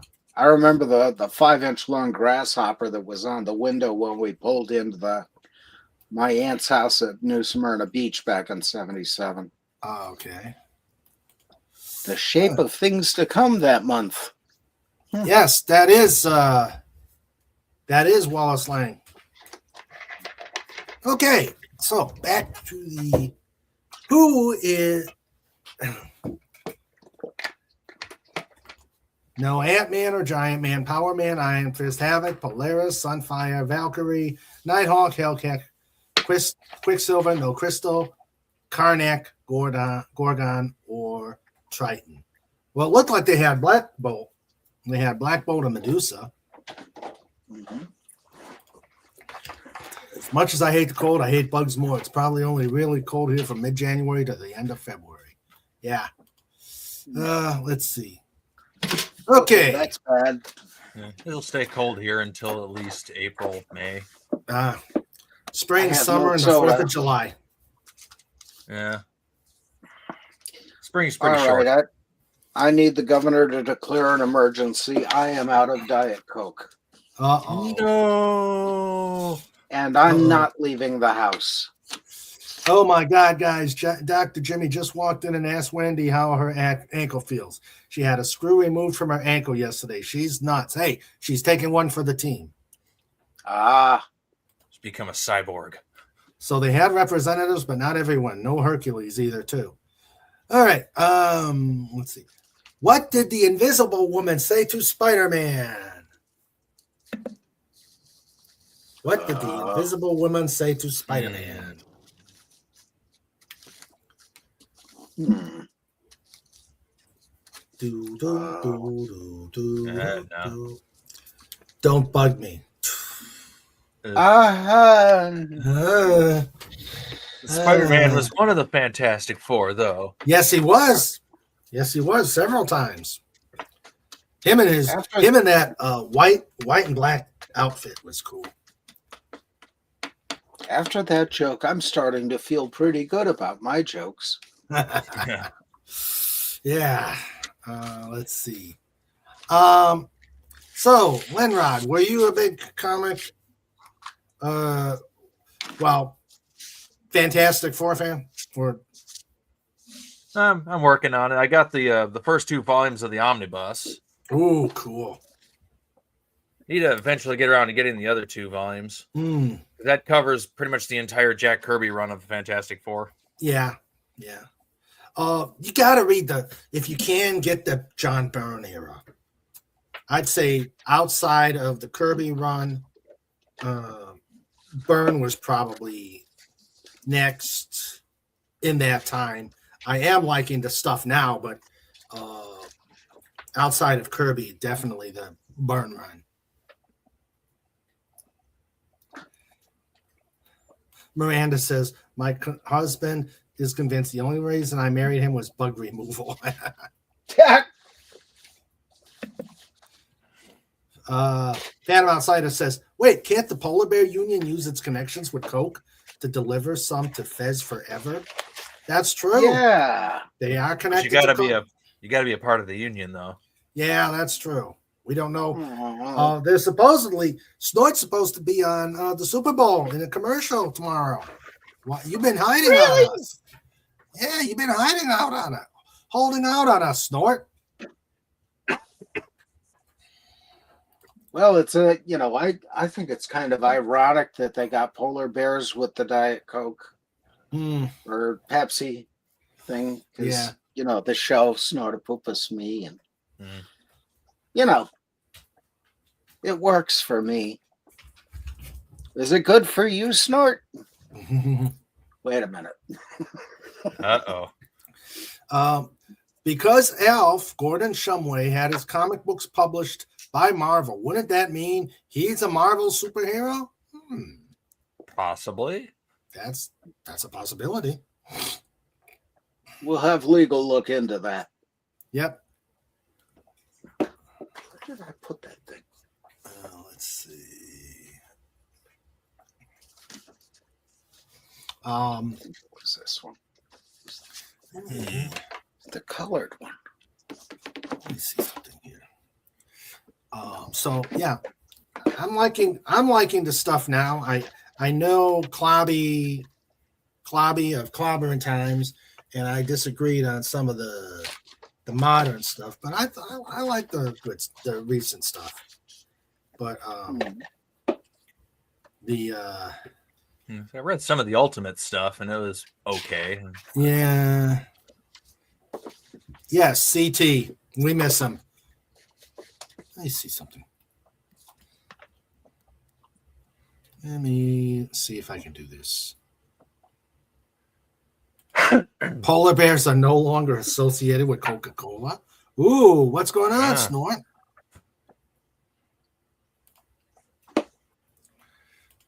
The contract must have expired, and then Coke didn't want to pay their fees. Yeah. That's true. Let's see. Or the marketing company jumped ship and went over to the bad guys. Mm-hmm. Mm-hmm. Yeah, let's see something here. Yep. I want to see.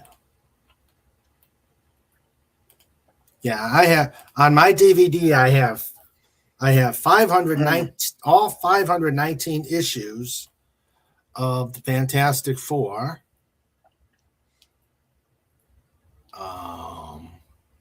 And their annuals. So, Yeah, I gotta get back into. That's a few books. Yeah. And say all I have is the first 2 volumes of the omnibus. Yeah. I only had the first volume for the longest time just because the books were like I was able to get the first book for like $80, and then the next 3 were like $300 a piece. I'm like, Woof. no. Where'd you get those? I just got it off eBay, but just like when I first started grabbing them, like they were all out of print, and then finally they did a reprint run, so now I can finally get around to getting the other volumes. Mm-hmm. Okay. Speaking of which, I should probably look. 'Cause it's been a while since I've actually looked for them. Ah.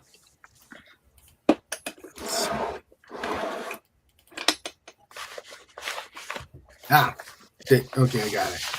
I got this. All right.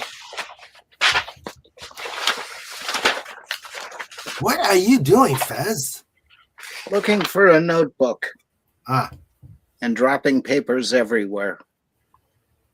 Oh, not That's that normal. one. Yep, there's 19. Let's see. Let's see. Yeah, still about the $100 range per book right now. Yeah, that's 1 through 9. That's what year is that? Okay, this is 1962.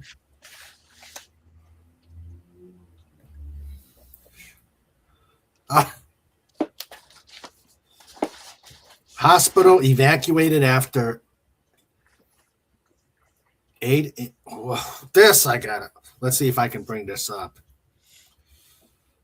Oh dear. Note to self: do not get screws in leg. Yeah. Yeah. Let's see. Of course, it's the New York Post that put. Yeah, of course it was in France. Hospital evacuated after 8-inch World War I artillery shell discovered in patient's butt. How the heck do you? It was big, it was curvy, and yeah. And it's got all sorts of bumps on it. Nothing like living in a wonderful world of depravity. He had some explosive indigestion. A hospital in France was evacuated after a male patient arrived with a World War I artillery shell lodged in his backside. According to the bombshell report, the unnamed 24-year-old was rushed to Toulouse to the accident emergency unit in Toulouse late Saturday night. The poor fellow was in a state of extreme discomfort, having inserted a large object up his bum. Well, yeah. Only in France. Oh, dear. I'm moving on. Yes, please do. Yes, moveon.org. Let's see. The ad is a polar bear picks a Pepsi in a blind taste test and goes to a shrink to deal with it.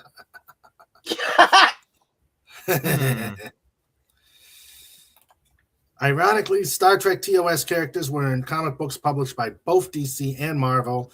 That means they are multi-dimensional characters. That is true. Yeah. Yeah. This polar bear drinks RC Cola. I miss RC Cola. Yeah. Dad always liked that a lot. Mm-hmm. Nope. I'm moving on. You're getting the... Yeah. You'd be surprised things idiots put up their butts. Wendy can tell you stories. I've only seen a few. She's seen a lot. Okay, we're moving on. All right. And, you know, Tim just missed a bet. He could have said boom.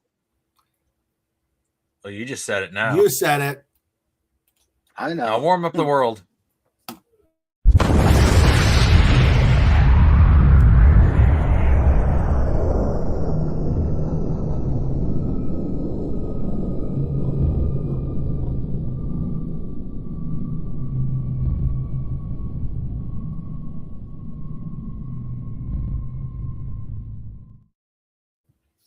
All right, Hello, now dispatch. We are redirecting to the Palace Hospital in England. Yeah.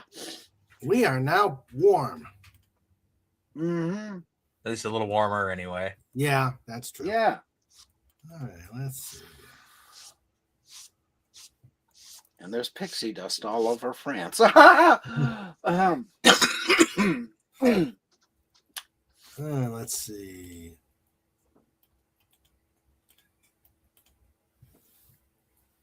There's the 1966 Fantastic Four. Fantastic Four. Mhm. Yeah. Damn. Oh, looks like our review series will be getting close to the Inhumans and Galactus. Yeah. Cool.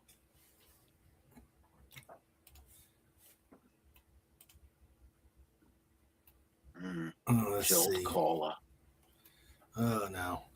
I've been told I can't have high test caffeine by my personal nurse. Mhm. To lose, it shows. To lose. It sounds like the show was too tight. Yes. If you offered Snortopopus enough money, he'd endorse him. Yeah, probably. Yep. Yeah. I drank cane sugar Coca-Cola imported from Mexico and RC Cola. Snortopopus does like Yoo-hoo. And then we've got Jolt Cola. Yeah, nope. I've been ordered not to even take some of those. Like, I'm not allowed Red Bull. Mm-hmm. Let's see. That's how Yoo-hoo got Yogi Berra. They said, Yogi, what's your favorite drink? And he said, Coca-Cola. They said, Yoo-hoo wants to pay you. What's your favorite? Yogi. Yoo-hoo. Mm-hmm. Yep, I can see that from Yogi Berra. Yep. He was a character. Mm-hmm. That's good. So, okay. I'm going to ask the chat, what is your... Okay, I'm going to caveat this. What is your favorite Fantastic Four villain not named Doom? So, anybody but Doom counts. Let's see. I'll start. I would say probably. I would say I like Galactus. I like Galactus. In his original form. No gas, no silly cloud. It's got to be Galactus the humanoid. No. Yeah, I'd have to say mine would be Silver Surfer simply because that's the best movie I saw. Yeah. Or one of the two that I saw. Hobgoblin. I don't think he ever fought the Fantastic Four. Well, it's about time he did. Probably. Yeah. I mean, Hold Spider-Man on, was King. with We'll him. set it up. Yeah. That's true. Spider-Man was with him. Yeah. How about you, Lenrod? How about the Mole Man? Oh, I actually thought about the Mole Man because he was there first. Yeah. He was there first, and He has the Probably silly one- goggles and everything. yeah, silly goggles, everything. Yeah.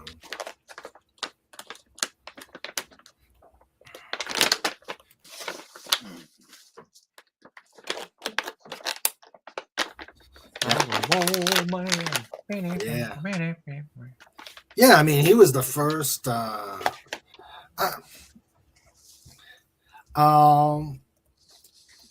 Then you've got. I'd say probably the next would be. Ooh. That's a good one.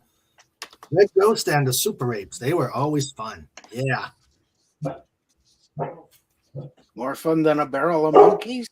Yeah. More fun than that. And Mad Thinker and the Android. Yeah.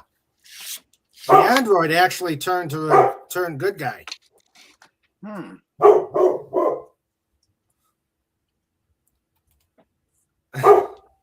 Yes, Trike the Tremendous. Yo, Trike. Ooh, Diablo and Dragon Man. Ooh, that's a good.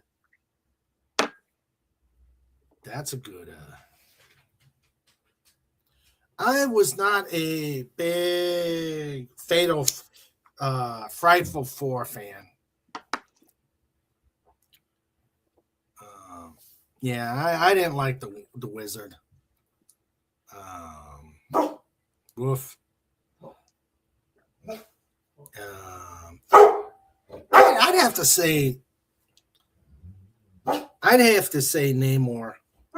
The fact that he was the Submariner, it wasn't just because he was a bad guy. It's just he had the hots for Sue, and that was his full motivation for fighting the Fantastic Four. Was he had the hots for Sue.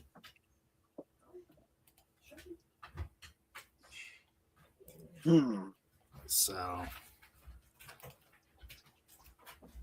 yeah. All right, come on, chat. Who are your favorite Fantastic Four's villains? Not named Doom. And I gotta find what would. Okay. Let's see.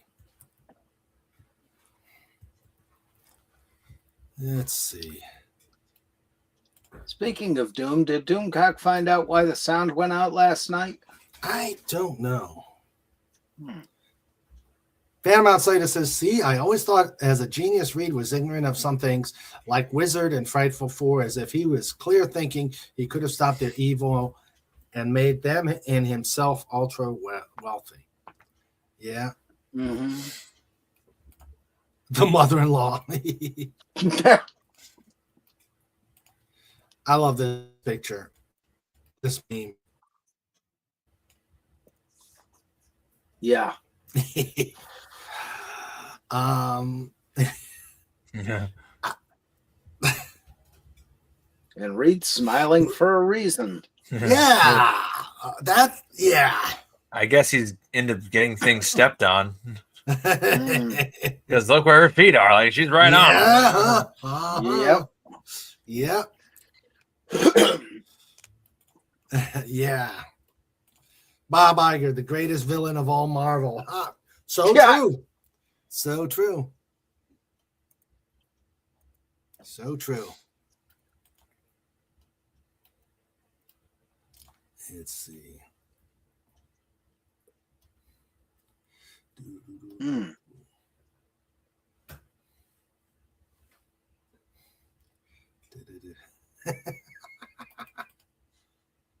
Oh, this is a good one.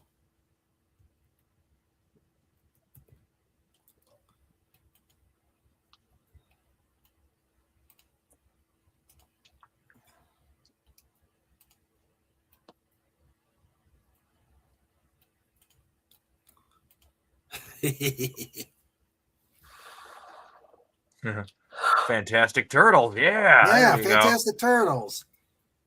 But which one's Ringo? Let's see. Yeah, I could see that. Ben is Raphael. Johnny's Michelangelo. Reed is Donatello. I forgot the other guy's name. Leonardo. Yeah, Leonardo.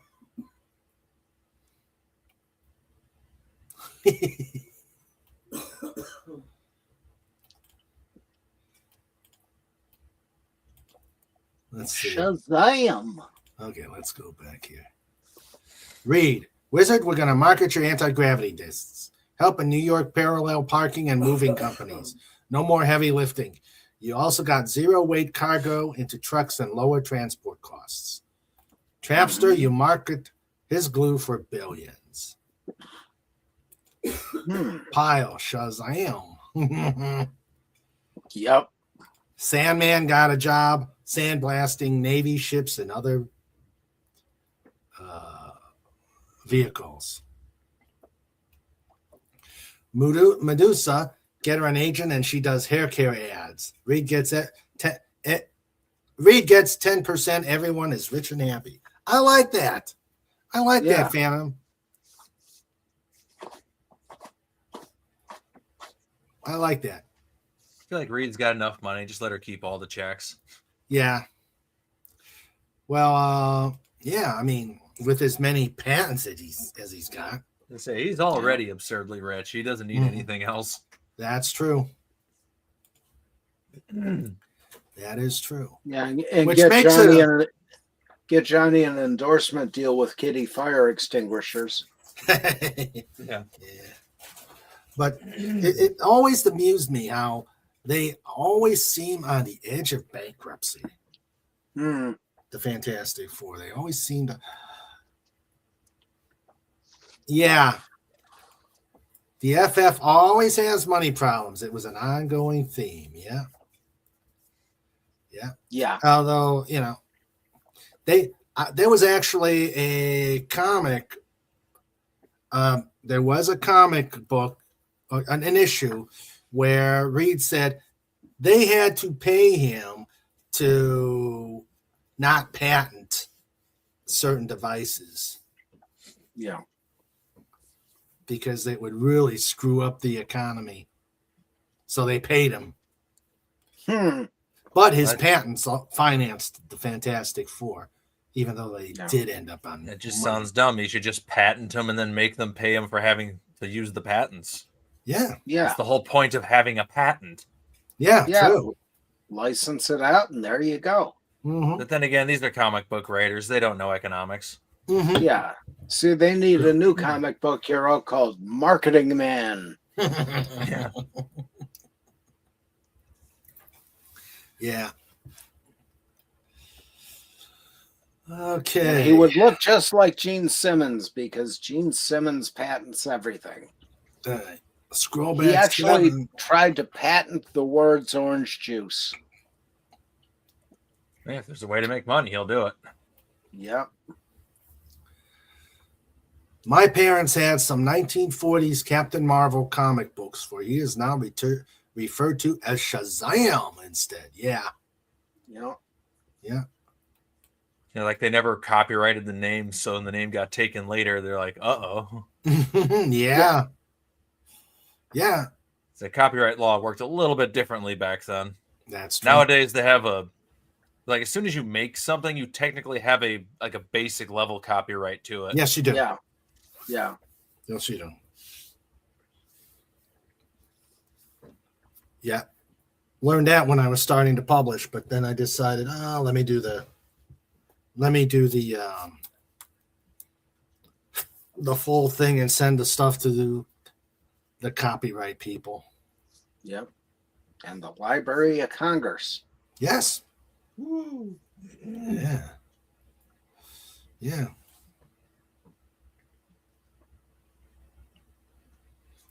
Okay. Let's see. Okay.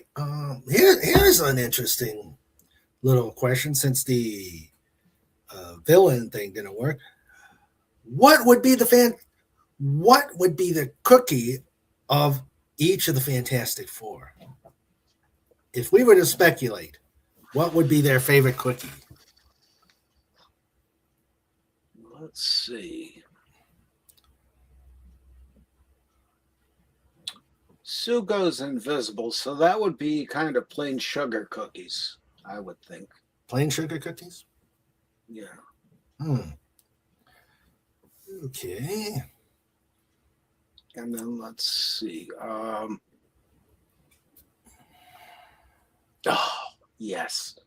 For Ben, fruitcake. Oh, oh, why fruitcake? Because it's hard as a rock.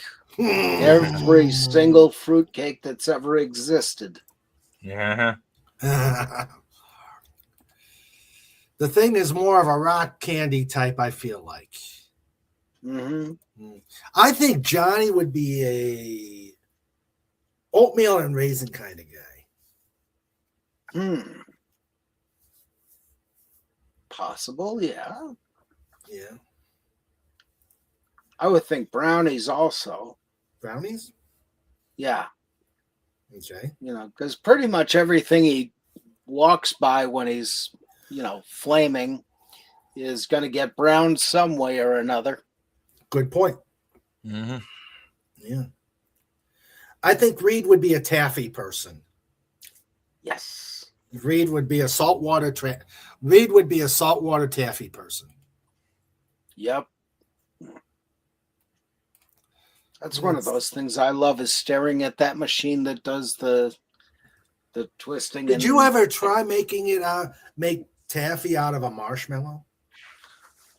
No, I think I would have been shot if I tried that. What you do? Hello. Hello, Raquel. How are you? Hello. Oh, hey there. Yo. How are you, dear? How you doing? We've been talking about the Fantastic Four. Oh, yeah? Yeah. Cool. I'm not really familiar with the comics with Fantastic Four very much. But welcome. We're also talking about we're doing our usual thing, but this is one of our theme shows, and because this is my I can't believe I'm saying this. My 444th episode, I figured as a theme it would be the Fantastic Four, but we can do other things as well. We were just talking about cookies and candy. Oh, nice. Have you ever taken a marshmallow, okay, and then by manipulating it with your fingers, you could turn it into taffy? No, I have never done that before. Sounds like a lot of work. Yeah. Okay. It also sounds like it's something boomers did, and I'm probably, because I'm dating myself, I did that. Just take a marshmallow and So you just knead it until it turns into something else, or what? Yeah, knead it into it to became taffy. Huh. Yeah. So isn't that's taffy all just? taffy. I thought it was just like burnt sugar or something. Yeah. Or am I thinking of caramel? Could be caramel. Caramel, yeah. Ooh, caramel. I love caramel. When did I say it, Tim? When did I say it? Just now. Well, I must.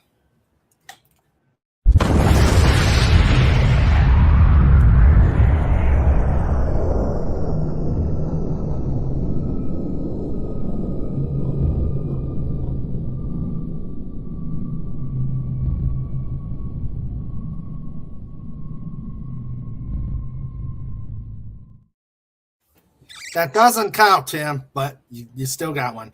So, Raquel, how have you been? It's been a while. Yes, it has been. I've been busy doing live streams on my two channels. My main one and my gaming one. Mm-hmm. I've been fixing things with my live streams and stuff like that. Just like some minor fixes and stuff like that. And then I need to get some new headphones because these, even though it has a mic with it, it's no longer connecting to my computer.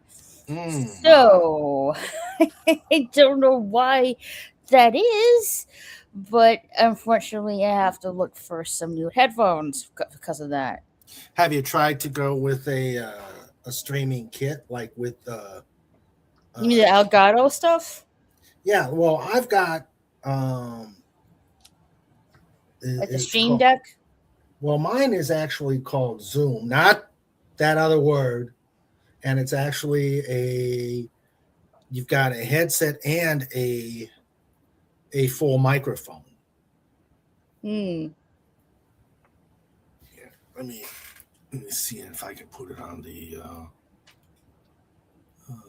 Zoom. Well, I would like to get the Stream Deck, but I don't want to use it for my laptop though. Hmm.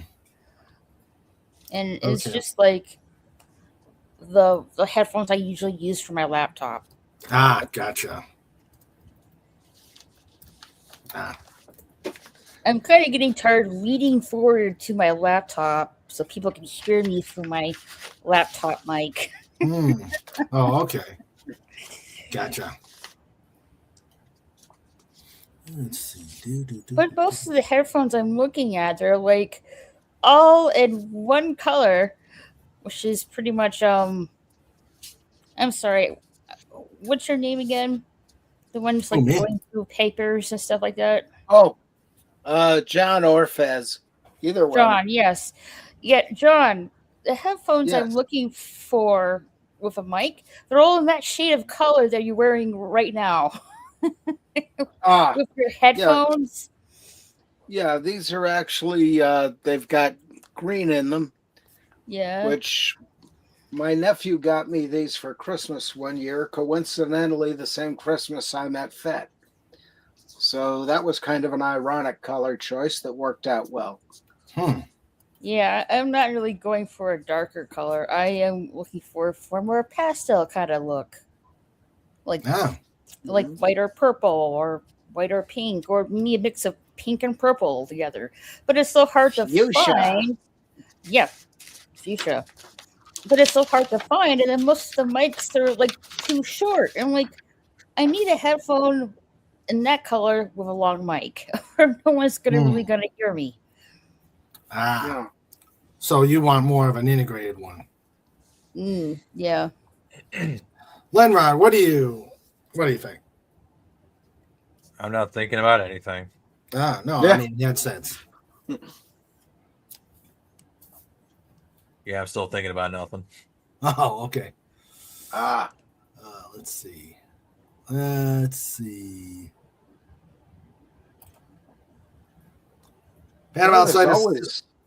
You can always get black headphones and get pink nail polish. I would do that, but we're likely to crack and chip. Well, John. All right, spray paint. Yeah, that could work. I see some people like for instance PCs. If their PC doesn't have like the right color, they're like take it apart and spray paint it. Yep. Yeah. Just make sure you give it about a month to gas off because the spray paints take longer to actually gas off than people think. Just because it's dry doesn't mean it's ready. So a longer waiting time. Start getting all kinds of dizzy. I just bake things. Oh. Yeah, I don't want that.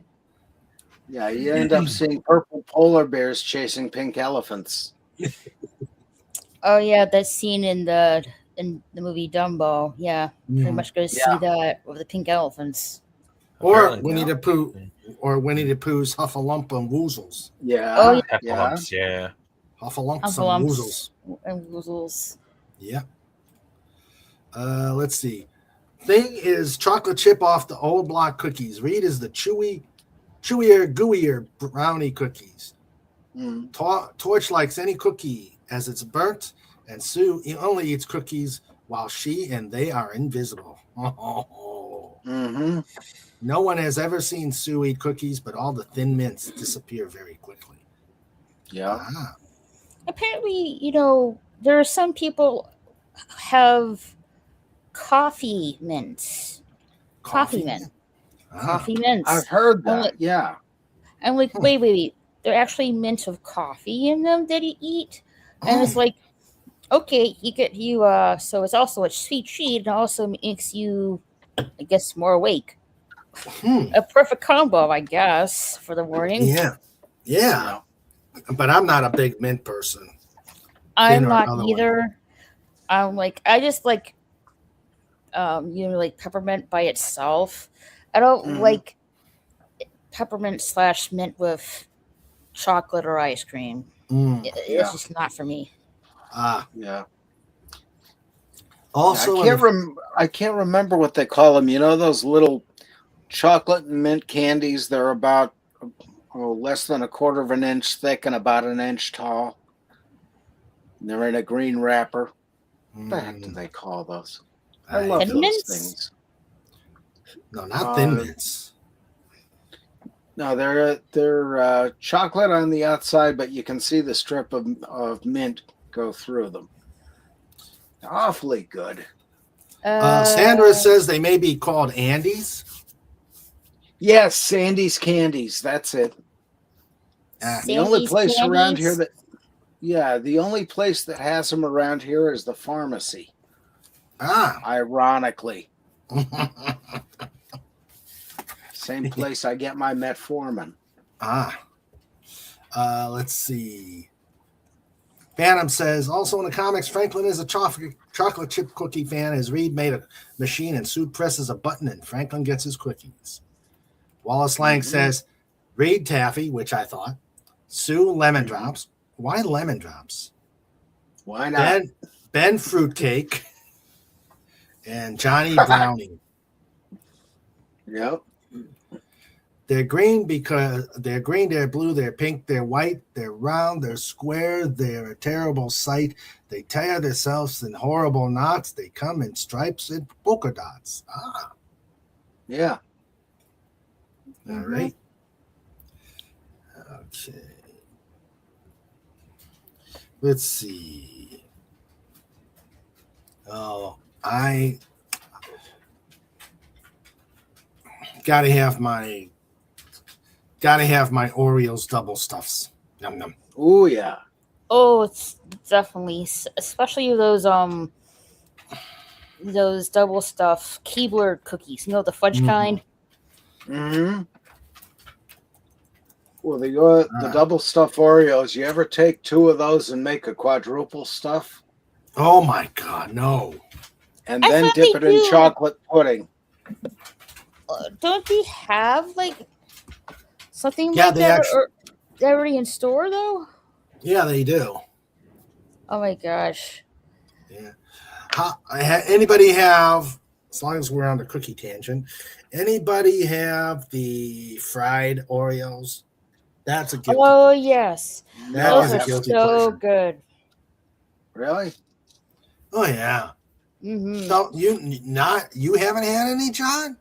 No, we don't have them up here. They're usually, you can find them usually in a fair. Or carnival. Fair and carnival, or someone may just make them out of the blue. I don't think they come in at the store. It's got to be. Or you could just look online and look for a recipe of it and make your own. Yeah.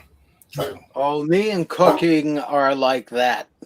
Oh, okay. Yeah, I got to microwave a hot dog and I put the fire company on alert.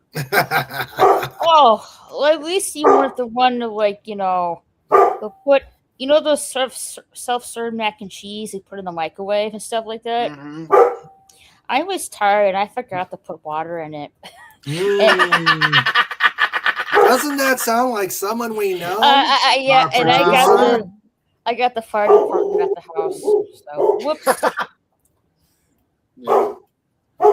FKHC says Girl Scouts Thin Mints. Yeah, those were good. And the lemon creams they used to have. I don't know if they still got them. They were awful good. Really lemony.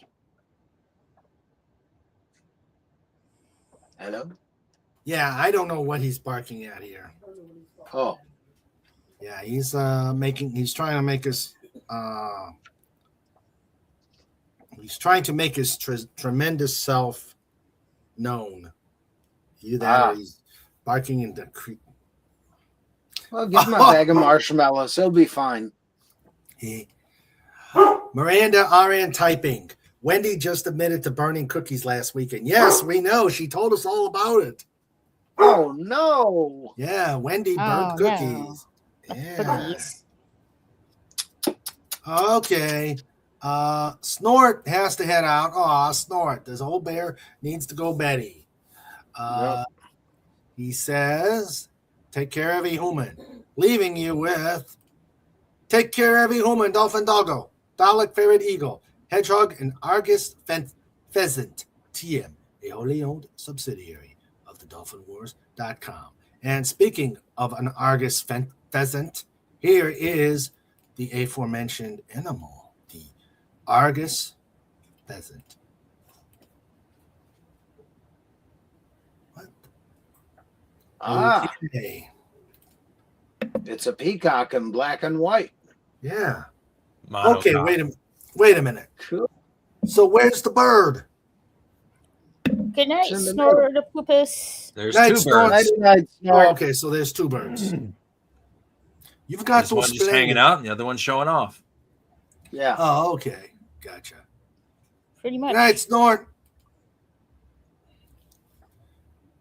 But you got to explain which one is the Argus pheasant, the one with the big plumage, or the one to the south of the big plumage? The one with the With blue the head. blue head. Yeah. Ah, all right. Must be in both forms then. Yes. Okay. Pheasant under glass. Oh, he says both. He says both are the pheasant. Okay, thanks a lot. Ah. I say one's probably male and one's female. Okay. Yep.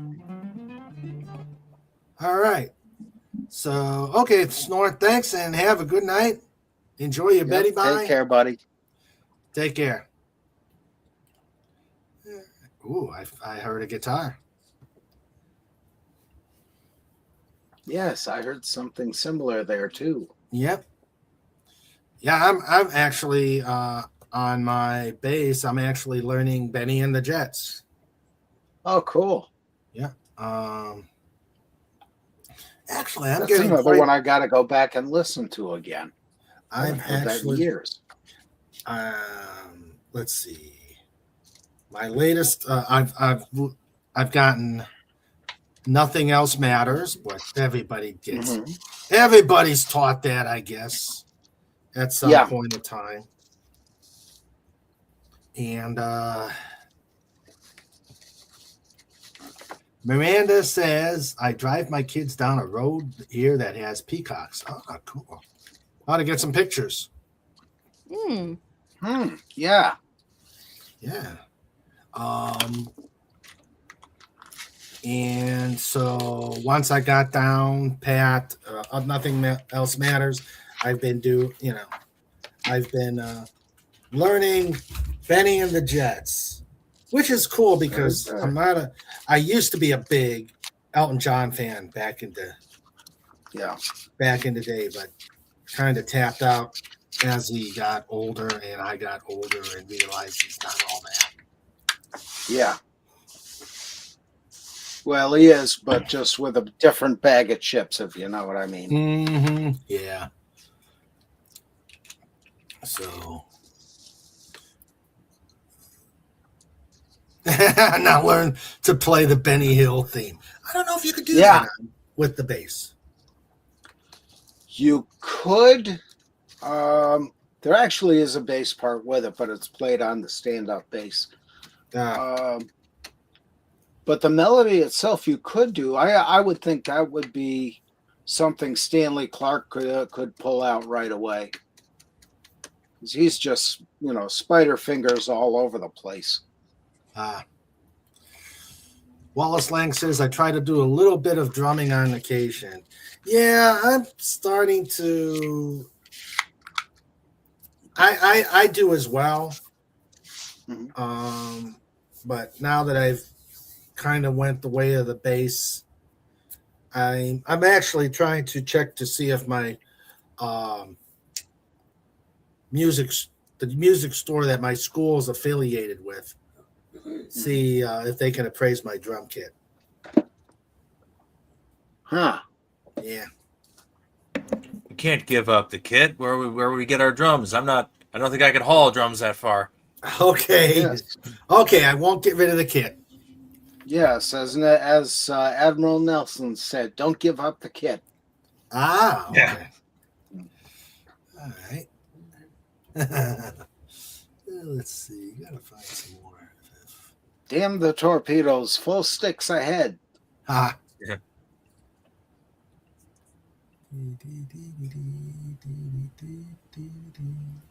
All right, come on. I gotta. Okay, how about this is a good one. Does any of the chat remember the old Fantastic Four cartoons?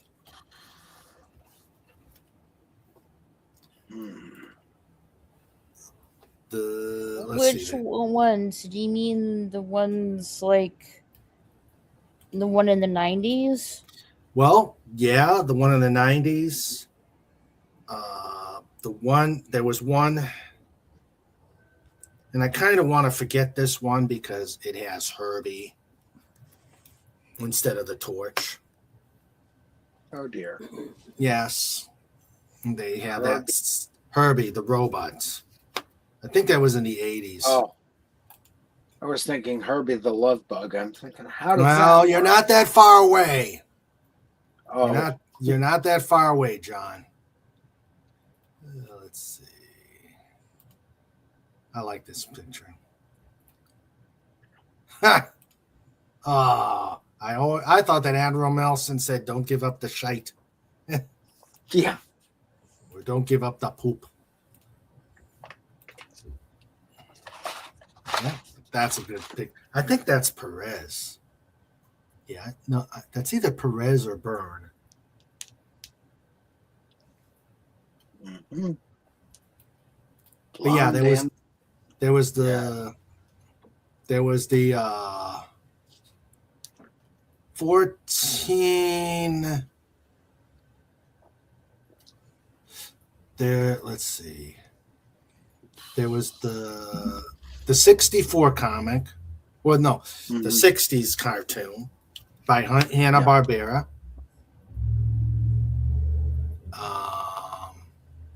Then the 80s with where it was DePatie Freeling.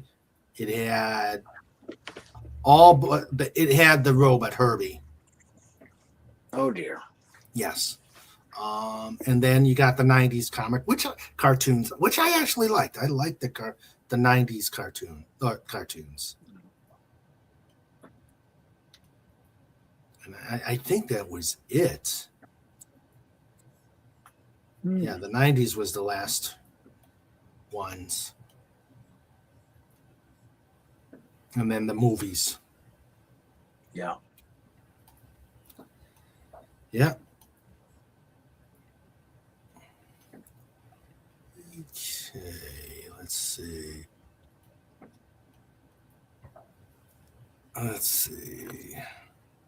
What's this? Jose Luis Garcia Lopez. Okay. Who's that?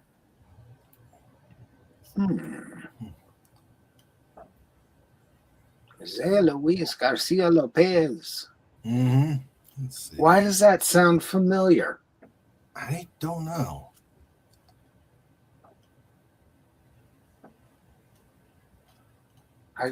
For some reason, I think I should know that.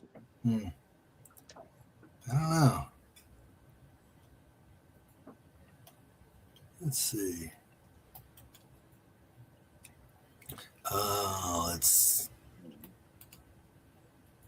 Yeah, I don't. Let's see. I don't know. Oh, wait. Tim's probably got some memes.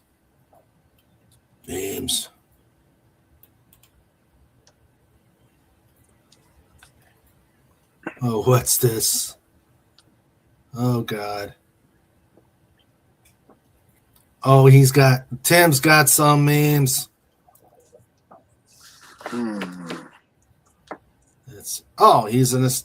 was an illustrator in both DC and Marvel Comics. Oh. Okay, let's see.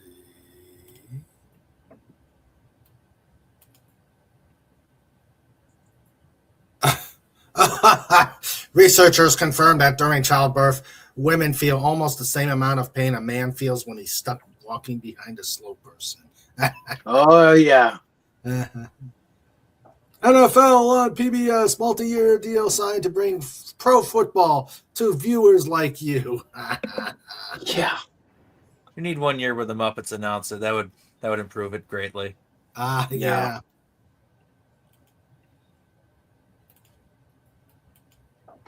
Do you guys have a ship, Captain? My tricorder shows he is a character from a 60s TV series named Gidget. No, he wasn't. Nope. No, it wasn't. He was Maynard Krebs and Dobie Gillis. Yep. My God, I just dated myself again. Did you take yourself someplace nice? 60s and 70s. 60s and 70s cars had some real ass. And tail fins. Yes, tail fins. 1959, golly. 1969, groovy. Yeah. Oh, God. Oh.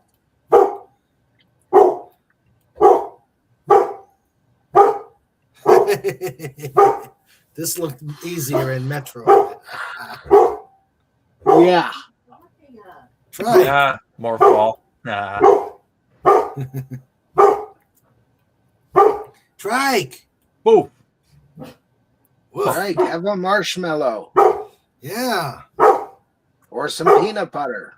Oy vey. Trike, what is up? Woof.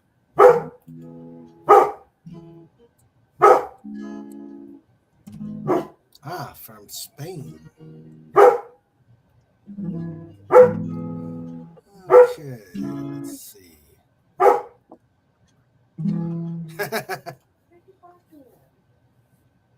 Miranda, RN typing. Miranda, RN typing. I'm 37. I remember Dobie Gillis from Nick at Night when I was a kid. Mm. Yeah. Dobie. That Spock, that was Maynard G. Krebs. Yep. Yeah. Maynard G. Krebs. Trike. That's right. Gidget was Sally Field and then somebody else. Yeah. Sally Field. I don't remember who was with Sally Field. And of course, Sally Field was the Flying Nun.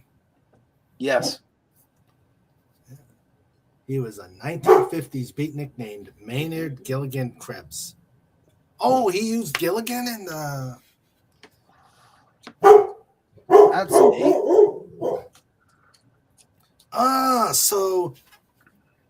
So Gilligan and Gilligan's Island was Maynard Krebs. He moved on to Hawaii and became Gilligan. No wonder. Or a reasonable facsimile thereof. Or, yeah, being or that he was the unreasonable same fact. person. Yeah. Oh. Trike. I don't know what he's going on about.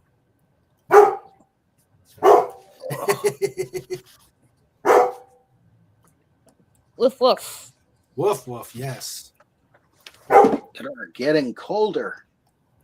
Yeah, I think I need to restart the fire as soon as the stream is over. Yeah. Let's see.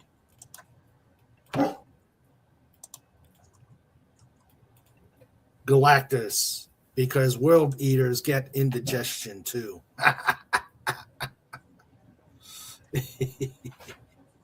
Now that's the Galactus we need. We know and love. Not a stupid cloud. Do you know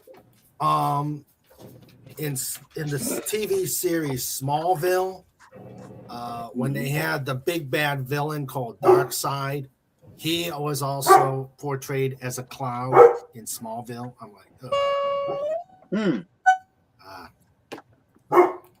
in case anyone is wondering, Dr. R and Wendy are working slowly at the moment. They're doing some very tedious work. Okay.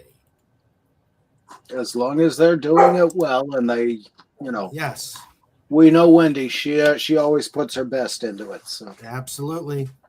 God bless them. Yep, absolutely. So put the trauma team out there. Wait a moment.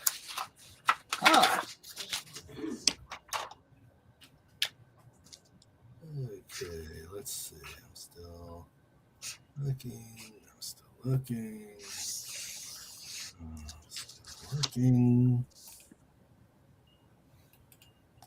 It's not the Fantastic Four, but it's got a circle around it. I like it. I like it.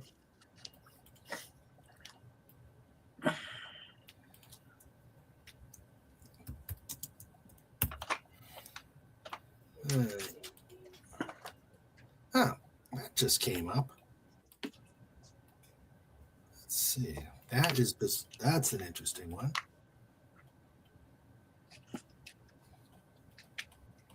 I just got a notification from Interesting Facts, and this is one that always perplexed me and made me wonder. Let's see.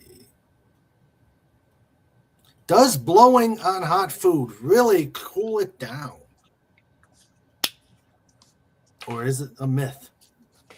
It's human nature. When faced with a steaming bowl of soup or a slice of pizza fresh from the oven, our first instinct is to blow on it to cool down.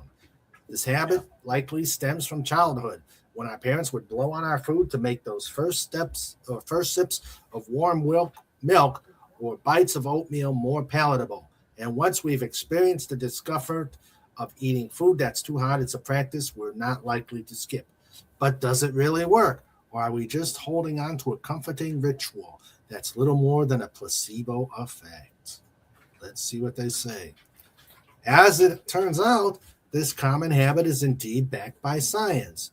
Blowing on hot does help it cool down, thanks to some fascinating principles of physics, including heat transfer and evaporation. Here's how it works. Food that's steaming hot loses heat to its surrounding environment through three main processes: conduction, radiation, and convection. Conduction is the transfer of heat through direct contact between molecules, while radiation involves the food releasing heat in the form of infrared energy. While both of these processes can cause food to cool, neither explains why blowing on food lowers its temperature. That's where convection comes in. Hot food heats the air around it, creating a layer of warm air that insulates the food and slows heat loss. Blowing on the food replaces this warm air with cooler air, which increases the temperature gradient, aka the difference between the food and its surrounding. Increasing the gradient speeds up the heat transfer, allowing food to cool faster. Blowing on food, it essentially acts like a fan on a hot day, shifting the insulating hot air away from the food surface. For hot liquids such as soup or coffee, a process called evaporative cooling also plays an important role in reducing the substance temperature. When water molecules on the liquid surface evaporate, they carry heat within it. Blowing on the liquid helps disperse the layer of water vapor above, allowing more molecules to escape and increasing this cooling effect. The movement of the liquid caused by blowing, think of the ripples created when we blow on a bowl of soup, also increases the liquid surface area, which increases evaporation and further accelerates the cooling process. Wow. Ain't that something? Yeah. So it's it's not an old wives' tale. No. Wow. Okay, let's see. So they're saying our little patient is stable for now, so they are taking their time. Yes. And Sandra says, Wendy's amazing. She also told us how great the trauma team is. So if it's possible to help that baby, she's got the best chance with the team working on him now. Wendy Trauma Warrior. So true. Yeah. I actually missed 2 seasons of Smallville because it was on Wednesday nights, and I went from church to work those nights. Okay. And the trauma team appreciates what Sandra said and what we all say. You guys are amazing. You guys are absolutely amazing. Let's hear it for the trauma team. Yay!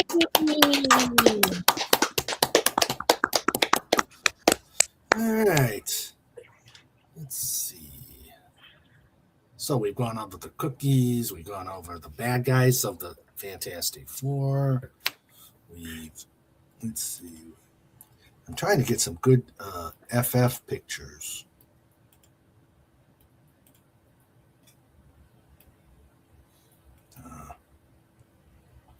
How did I get into StreamYard? Oh. My computer is acting kind of silly. Well, hit it with a hammer. Let's see. Fantastic Four.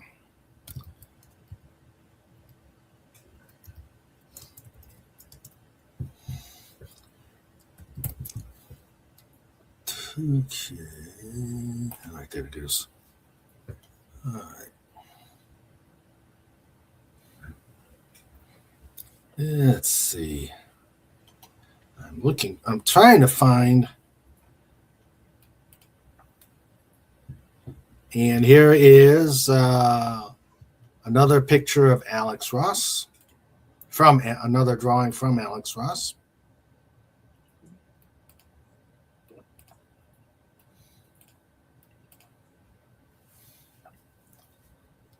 Well, that's cool.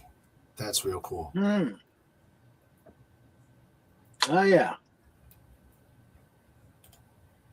Neat. Cool.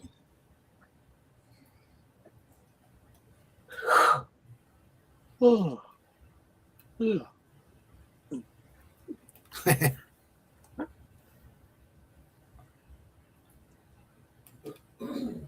Here is evidently there's something out. There is a series that is doing a team up between the Planet of the Apes and the Fantastic Four. Oh dear.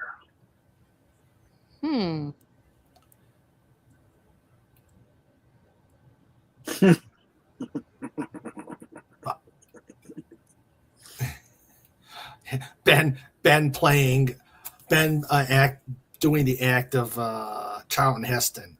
Hey, ugly, that's my friend you're snapping at. Yeah. I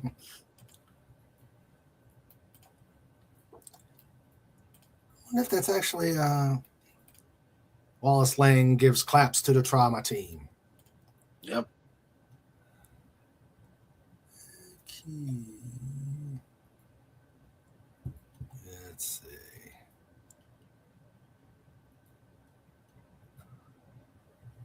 I'm looking for.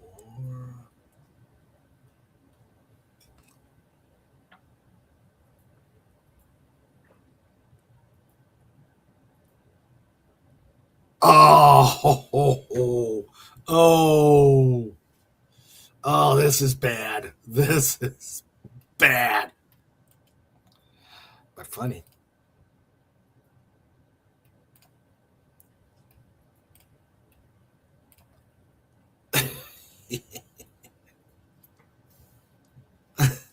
Aha, this is the end of Richards. The agony for the love of God, don't stop. Wait, did you say don't? What's that? What's going on? Oh, that's As we dance to the masochism tango. Da, da. Yes. The Galactus upset face is like, what? What the? Oh dear. Oh my gosh.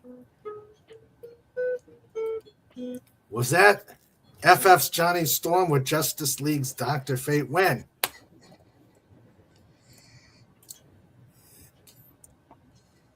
I think he was talking about the Facebook post you were showing earlier with the Planet of the Apes. Oh, okay. Yeah. Let's see.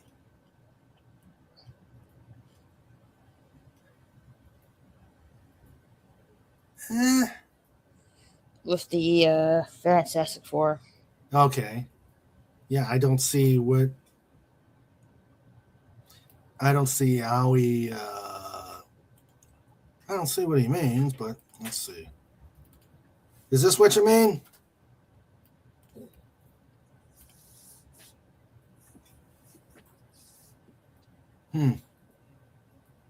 I don't see Dr. Fate at all.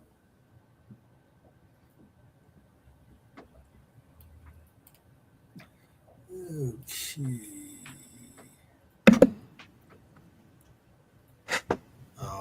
Let's see.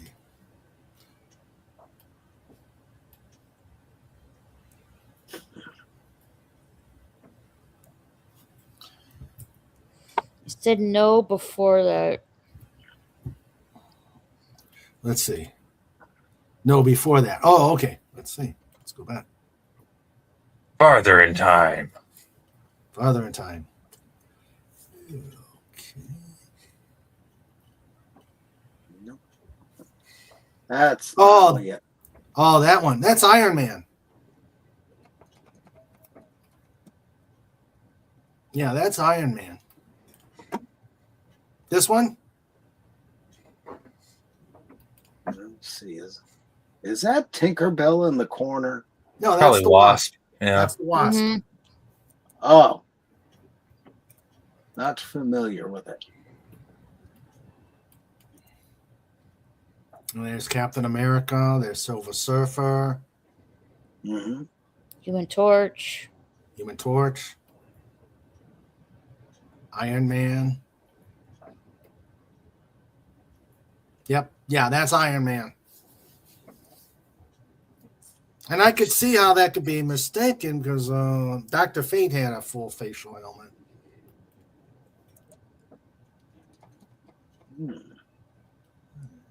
Trying to find. There's one picture that I've been trying to find.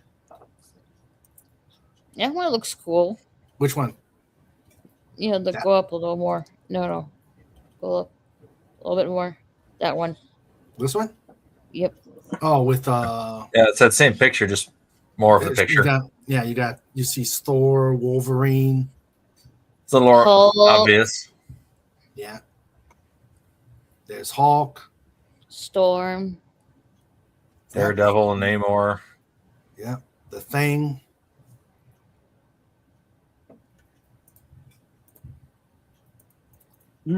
Oh, Doctor Strange too.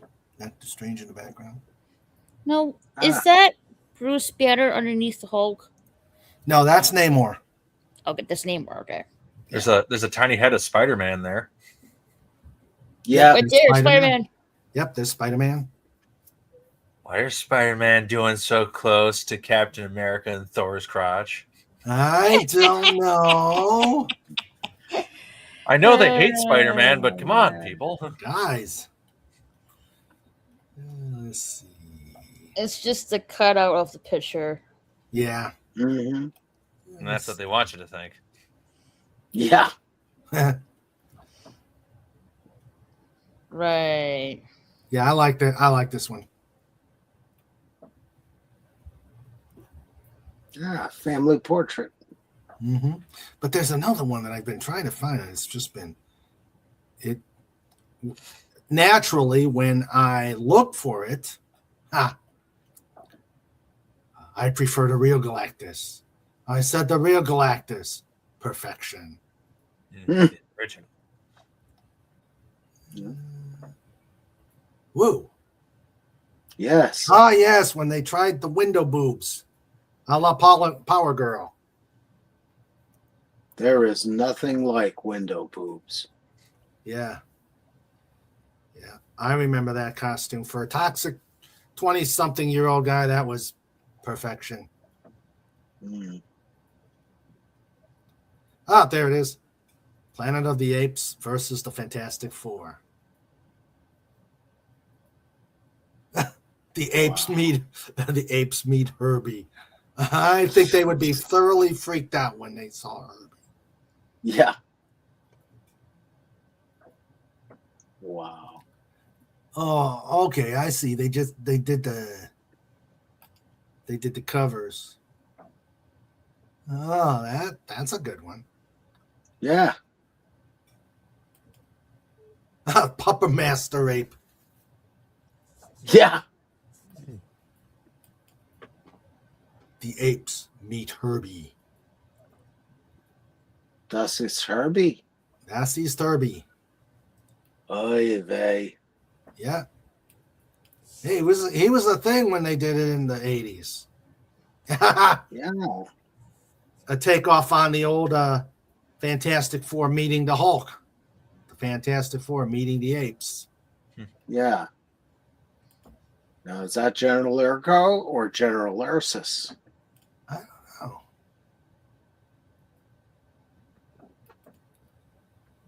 Okay,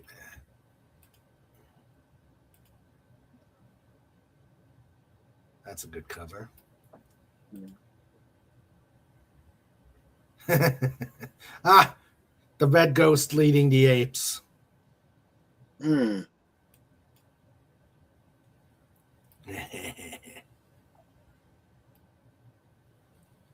Let's see.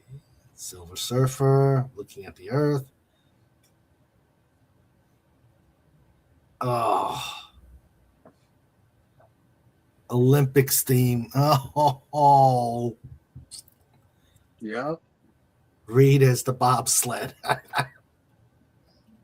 Of course he is. He can be whatever shape he wants. Yeah, Yep. sure. Mm-hmm. Uh-huh.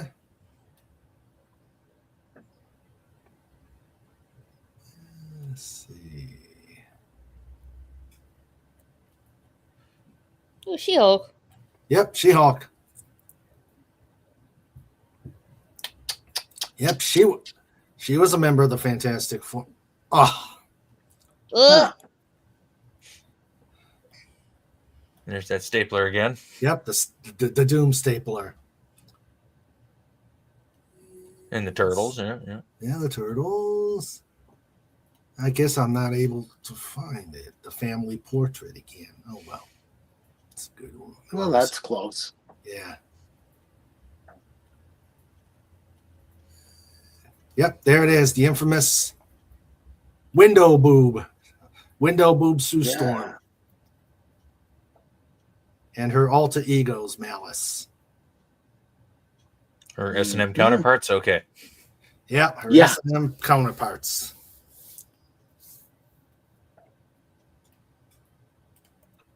Wow.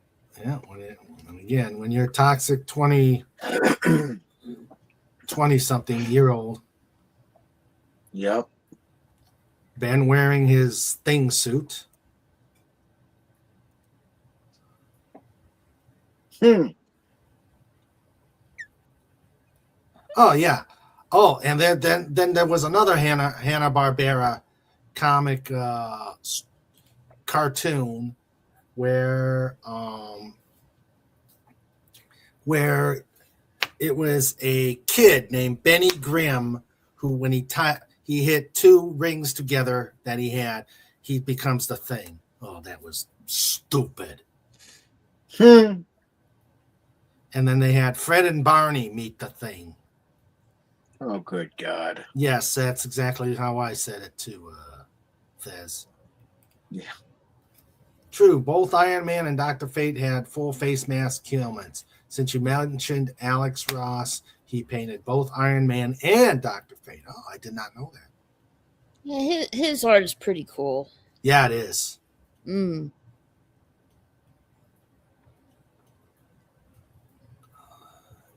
I'm getting close. There's Sue in a gown. Sue in a bathing suit.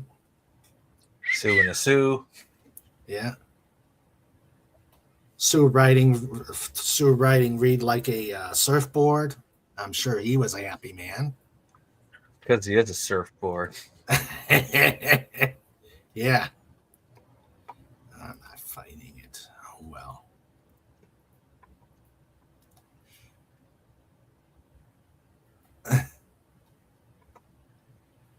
All right. Come on. Ah, more Alex Ross.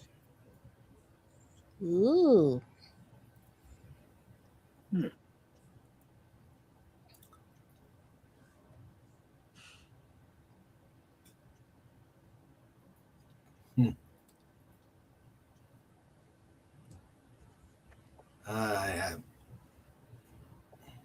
That I don't know. That movie, it was okay, but I think they were definitely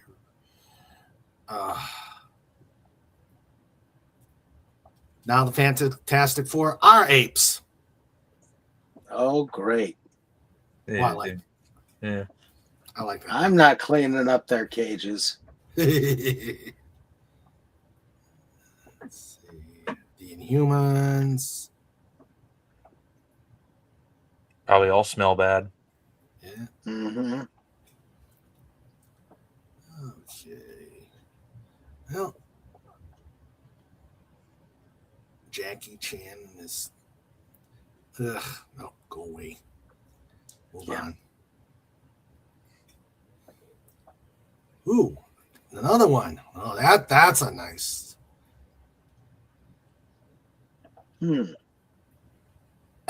I like the comment right under it. Has Reed been hitting the gym, or is it because that pesky submariner buzzing around Sue? Could be. Yeah. I remember that issue. Hey guys, what's big and green and has a staple in her navel? I remember that one. Mm-hmm. More Alex Ross. I actually have that book.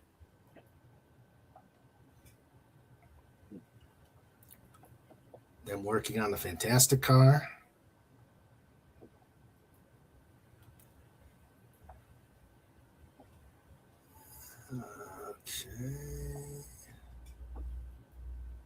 Okay.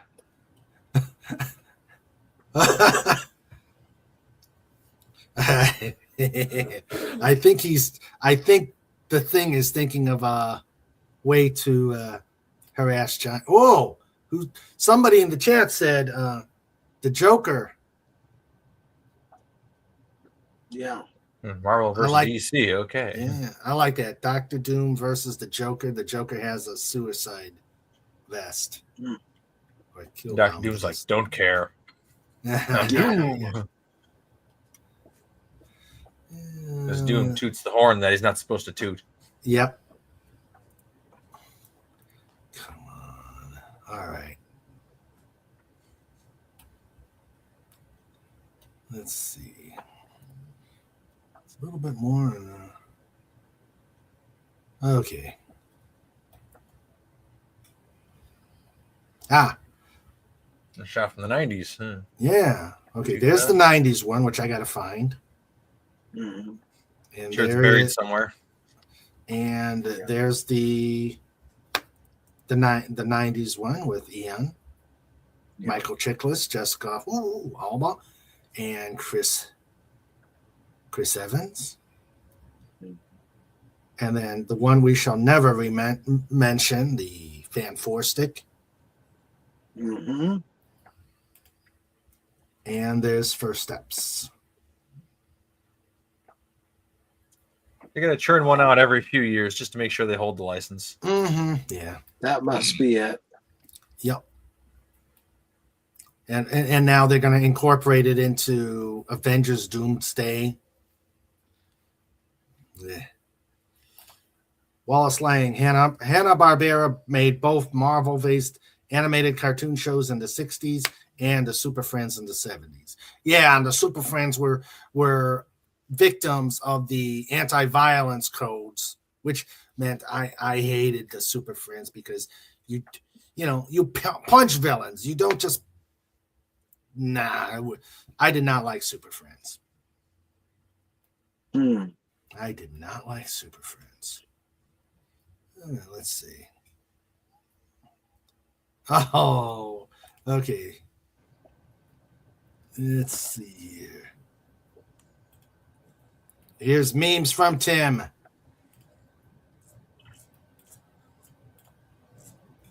You look like the Fantastic Four reboot. Exactly. Jeez. Yeah, good old first. When I heard that Johnny Storm was going to be a non-blonde, non-white person, I tapped out. Yeah. A few days in space. What's the worst that could happen? Yeah.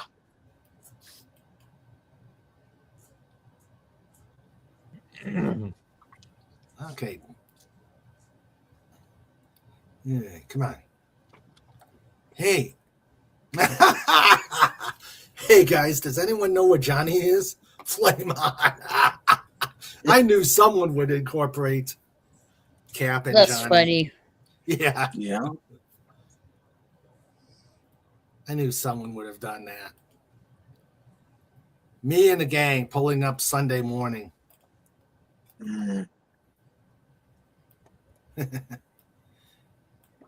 All right. I think at this point, 'tis time for show notes. Show notes. Show notes. Show notes. It's time for show notes. Yeah, with Mr. Raven and Sandra too. It's time for show notes. We're bringing it on. It's time for show notes. You've all been warned. It's time for show notes. Yes. Okay, show notes. Well, we did the Snorter Poopers picture, so we got that out of the way. We got on this coming Wednesday, we're going to have our Man 4 coming on, and we're going to talk about what he does on his channel. For those who have seen him and are interested in what he does, we will do that. Yeah. On the 18th, we're going to have a diamond painting creator coming on. Her name is Christy Miller, and she will be joining us and showing us some of her artwork. Cool. Yeah. On the 25th, it will be huge. Huge, magnificent. Huge, magnificent. Circular even? Yeah, such a killer even. Comic Relief Crusader will spend some time on his birthday here on King Dolphin TV. Awesome. Awesome, yes. Still working on March. Still working on March, but on the 11th, we will probably do the next edition of Radio King Dolphin TV as we continue with Peacemaker. Cool. My birthday is the next day. Yeah, cool. We'll have to celebrate your birthday on a Just Cuz, buddy. Awesome. Yeah. On the 14th, I know there's something called Valentine's Day. You know, we may have to do something for that. Nah, never. Okay, we don't have to. Singles Awareness Day is irrelevant. The only thing good about that holiday is the cheap candies that follow in the week after. Oh, we can talk about candy. We can talk about candy on that day. Yeah. Boy, can we. Yeah. I do not have I don't have an away mission on the 21st or 28th. I do have a signing event on Sunday the 22nd in Charlestown to show off, to sell some Dolphin Wars books. Make sure you go to thedolphinwars.com to see how you can get your own signed copy of the Dolphin Wars. So, Just Causes will be continuing to be on Saturday. No away missions. Cool. Yeah. So, and that is show notes. Yay, show notes. Yeah. Yay. So let's see. Yeah. Okay. Oh, Raymond, real quick, can I throw something in there? Yeah. I got a email response from Baron Ormontag. He's okay, just life hit him in the nuts with a whole lot of stuff all at once. So he's working through all that, but he will be around. Oh, and great. He's looking forward to coming back onto King Dolphin TV. I like visiting us over with Fed. And all Fed right. is doing a stream tonight. Yes, don't forget to do it. If someone can put Fed's stream out there, please. Wallace Lang says, yeah, the Super Friends was supposed to be a toned down introduction to DC for the adolescent crowd. Yeah, boring. Wendy Trauma Warriors says, from the OR team to all of you, take care and be safe. Yes, thank you. And you guys take care too. Congratulations on helping out that little one. Yes, to the trauma team. Yeah. To the trauma team. Keep up the fantastic work. Yes. Legata says, later, everyone. Like, share, sub, chat, comment, engage, enjoy, donate, buy the signed books. Don't say boom. Ah!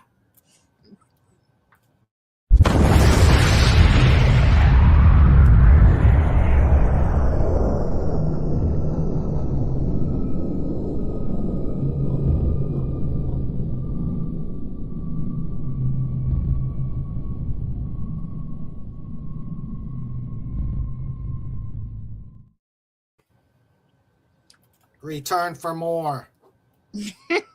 That wasn't an explosion. That was Agent Pepsi 1 showing up. She here? Yeah, hello there.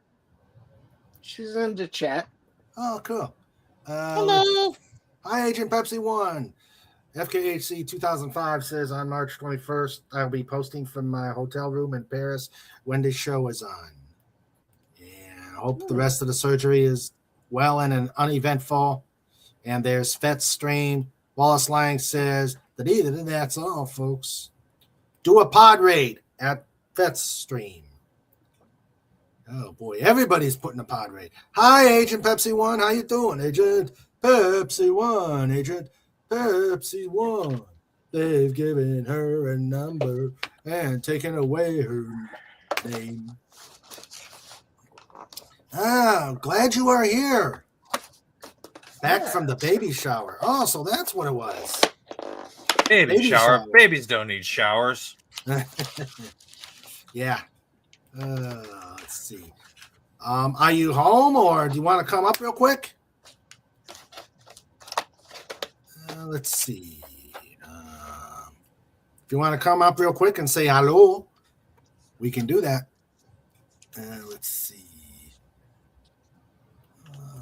Tim says, "See, she's talking to Sandra. I'm just the guy on the YouTube." Oh, she's at her cousin's. Okay. All right. Is the cousin having the baby? Or was it a different one? All right. Decided to stop on by there. Okay. Well, you be safe, Agent Pepsi 1. Glad you could stop on by and say hello. Okay. Oh, a coworker. All right. A coworker. All right. So we are now to the point to say hello to everybody. As I show this picture again. Oh, Fez, do you know what the stream's about? Wendy's asking about what the stream's about tonight. They're still working. I think it's about the Star Wars Christmas special. The Christmas special. Yes. Okay. So I have be never ready seen to this. tear it apart. I have never seen this Christmas special. It probably You don't happened. want- Yourself lucky. Well, Yeah. it probably happened. It probably happened while I was in Europe. So I guess I am lucky. Yeah, but we'll probably do some music stuff, some movie stuff. Who knows? It's going to be one of those. We'll do the main topic and then move on from there to everything else and anything else. Okay. So that anything that doesn't involve speedos is that's just Speedos. they're just pointless. Okay. I don't want to know. There you go. There you go. No topics, no BS, just hanging out. Cool. Yep. There you go. Right. Okay. Yeah. Okay. I forgot to call him last night. That's As my Fett fault. said on his Facebook page, no topics, no BS, just hanging out. Cool. All right. Yep, there we go. We're leaving with that version of the Fantastic Four, the Reed surfboard version. And look at that smile on his face. Yeah.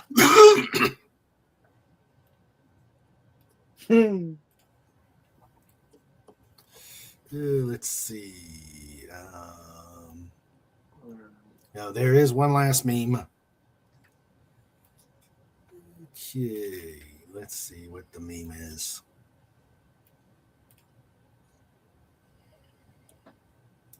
And then I will say goodnight to everybody, and then we will call it a night.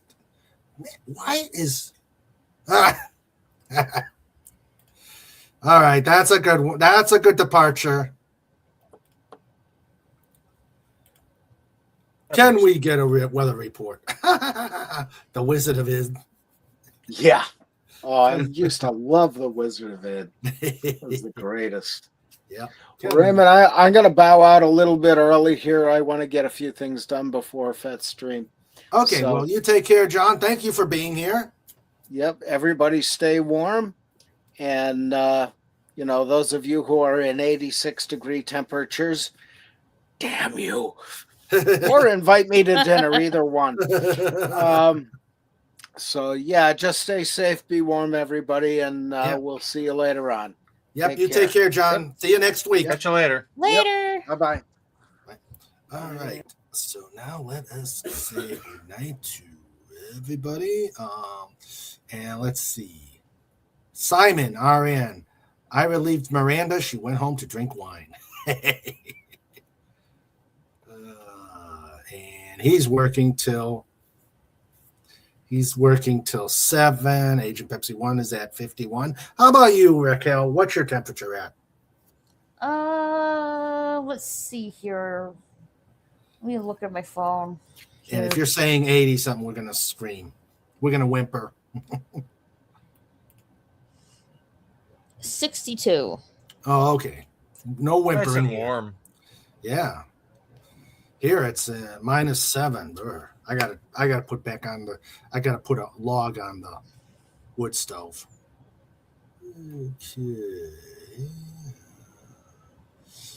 Okay.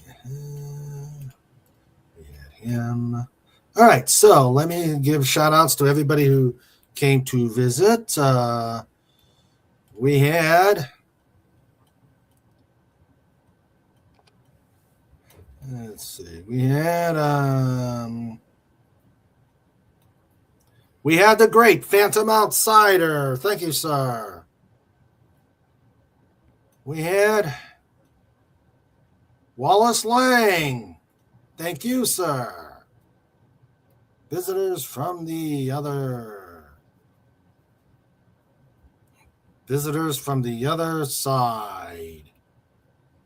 Break on through to the other side. On the lifeguard corps, we had Sandra, our producer,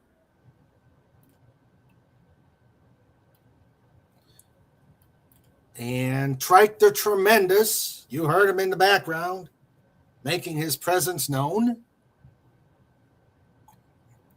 begging treats or wanting to go outside. We had the trauma team taking care of business, kicking butt and taking names. Thank you, Wendy and the team. And let's see, what was her name? Miranda and Simon typing for them. And Dr. R, who loves the Fantastic Four. So thank you for being here. And again, taking care of business, helping out that little toddler. We had Fez, as you saw. Agent Pepsi 1, who came to visit after a baby shower. We had FKHC 2005. We had the magnificent Legatus Legionii, who gives us instructions on what to do when we're here at the chat. We had the Comic Relief Crusader. Make sure you check out his huge circles. Huge, magnificent. Huge circles. Huge circles tomorrow. As if there's room for anything else tomorrow. You got the Olympics. You got the Super Bowl. You got huge circles.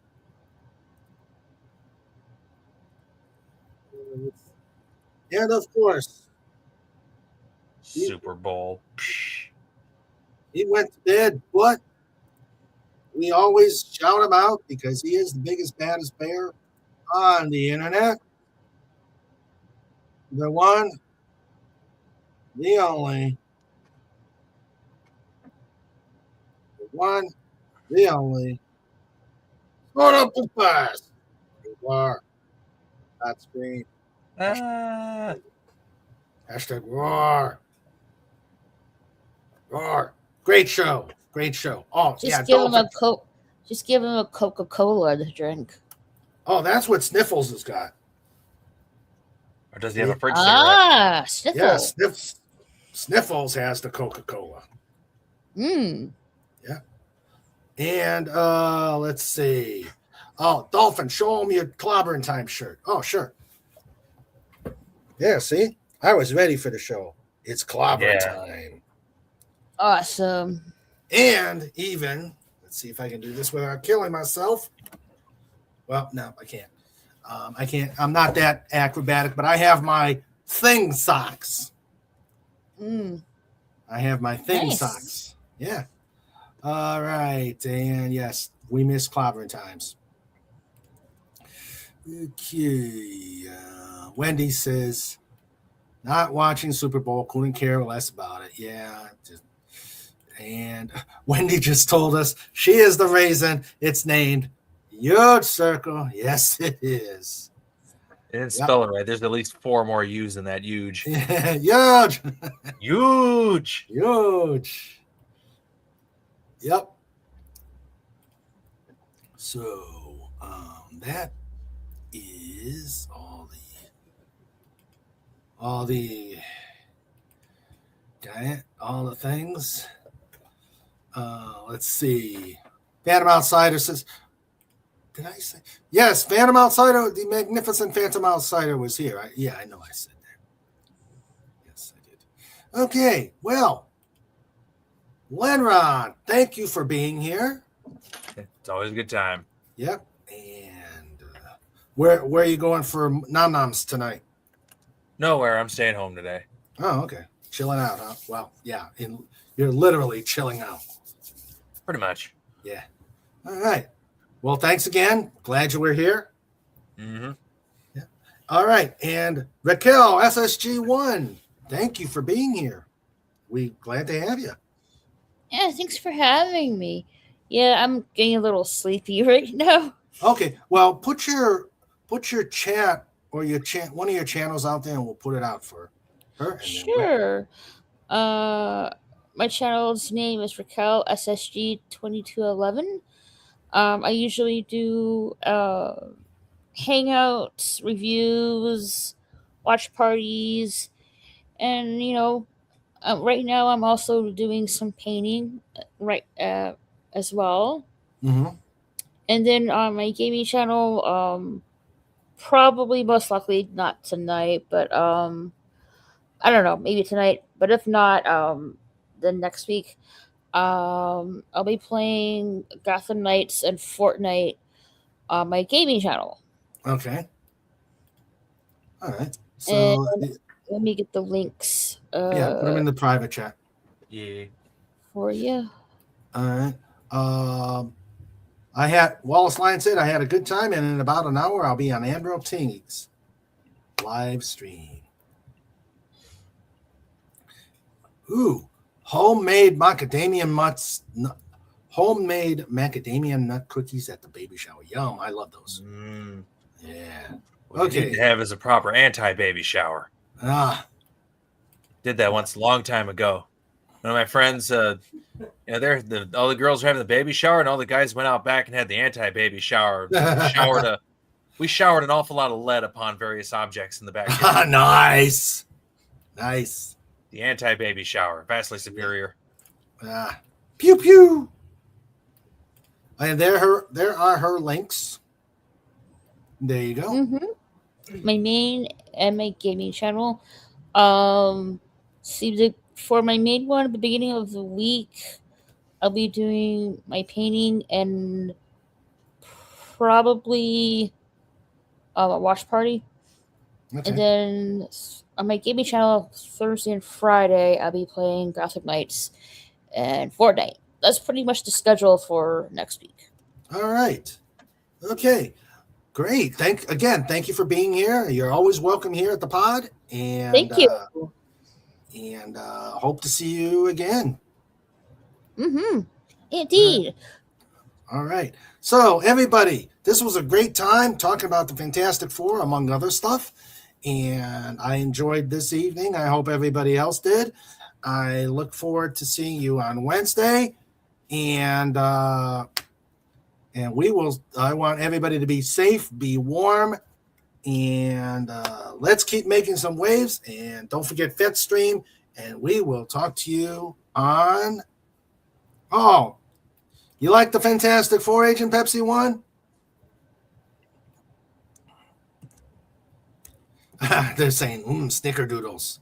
Ooh, snickerdoodles. Yeah.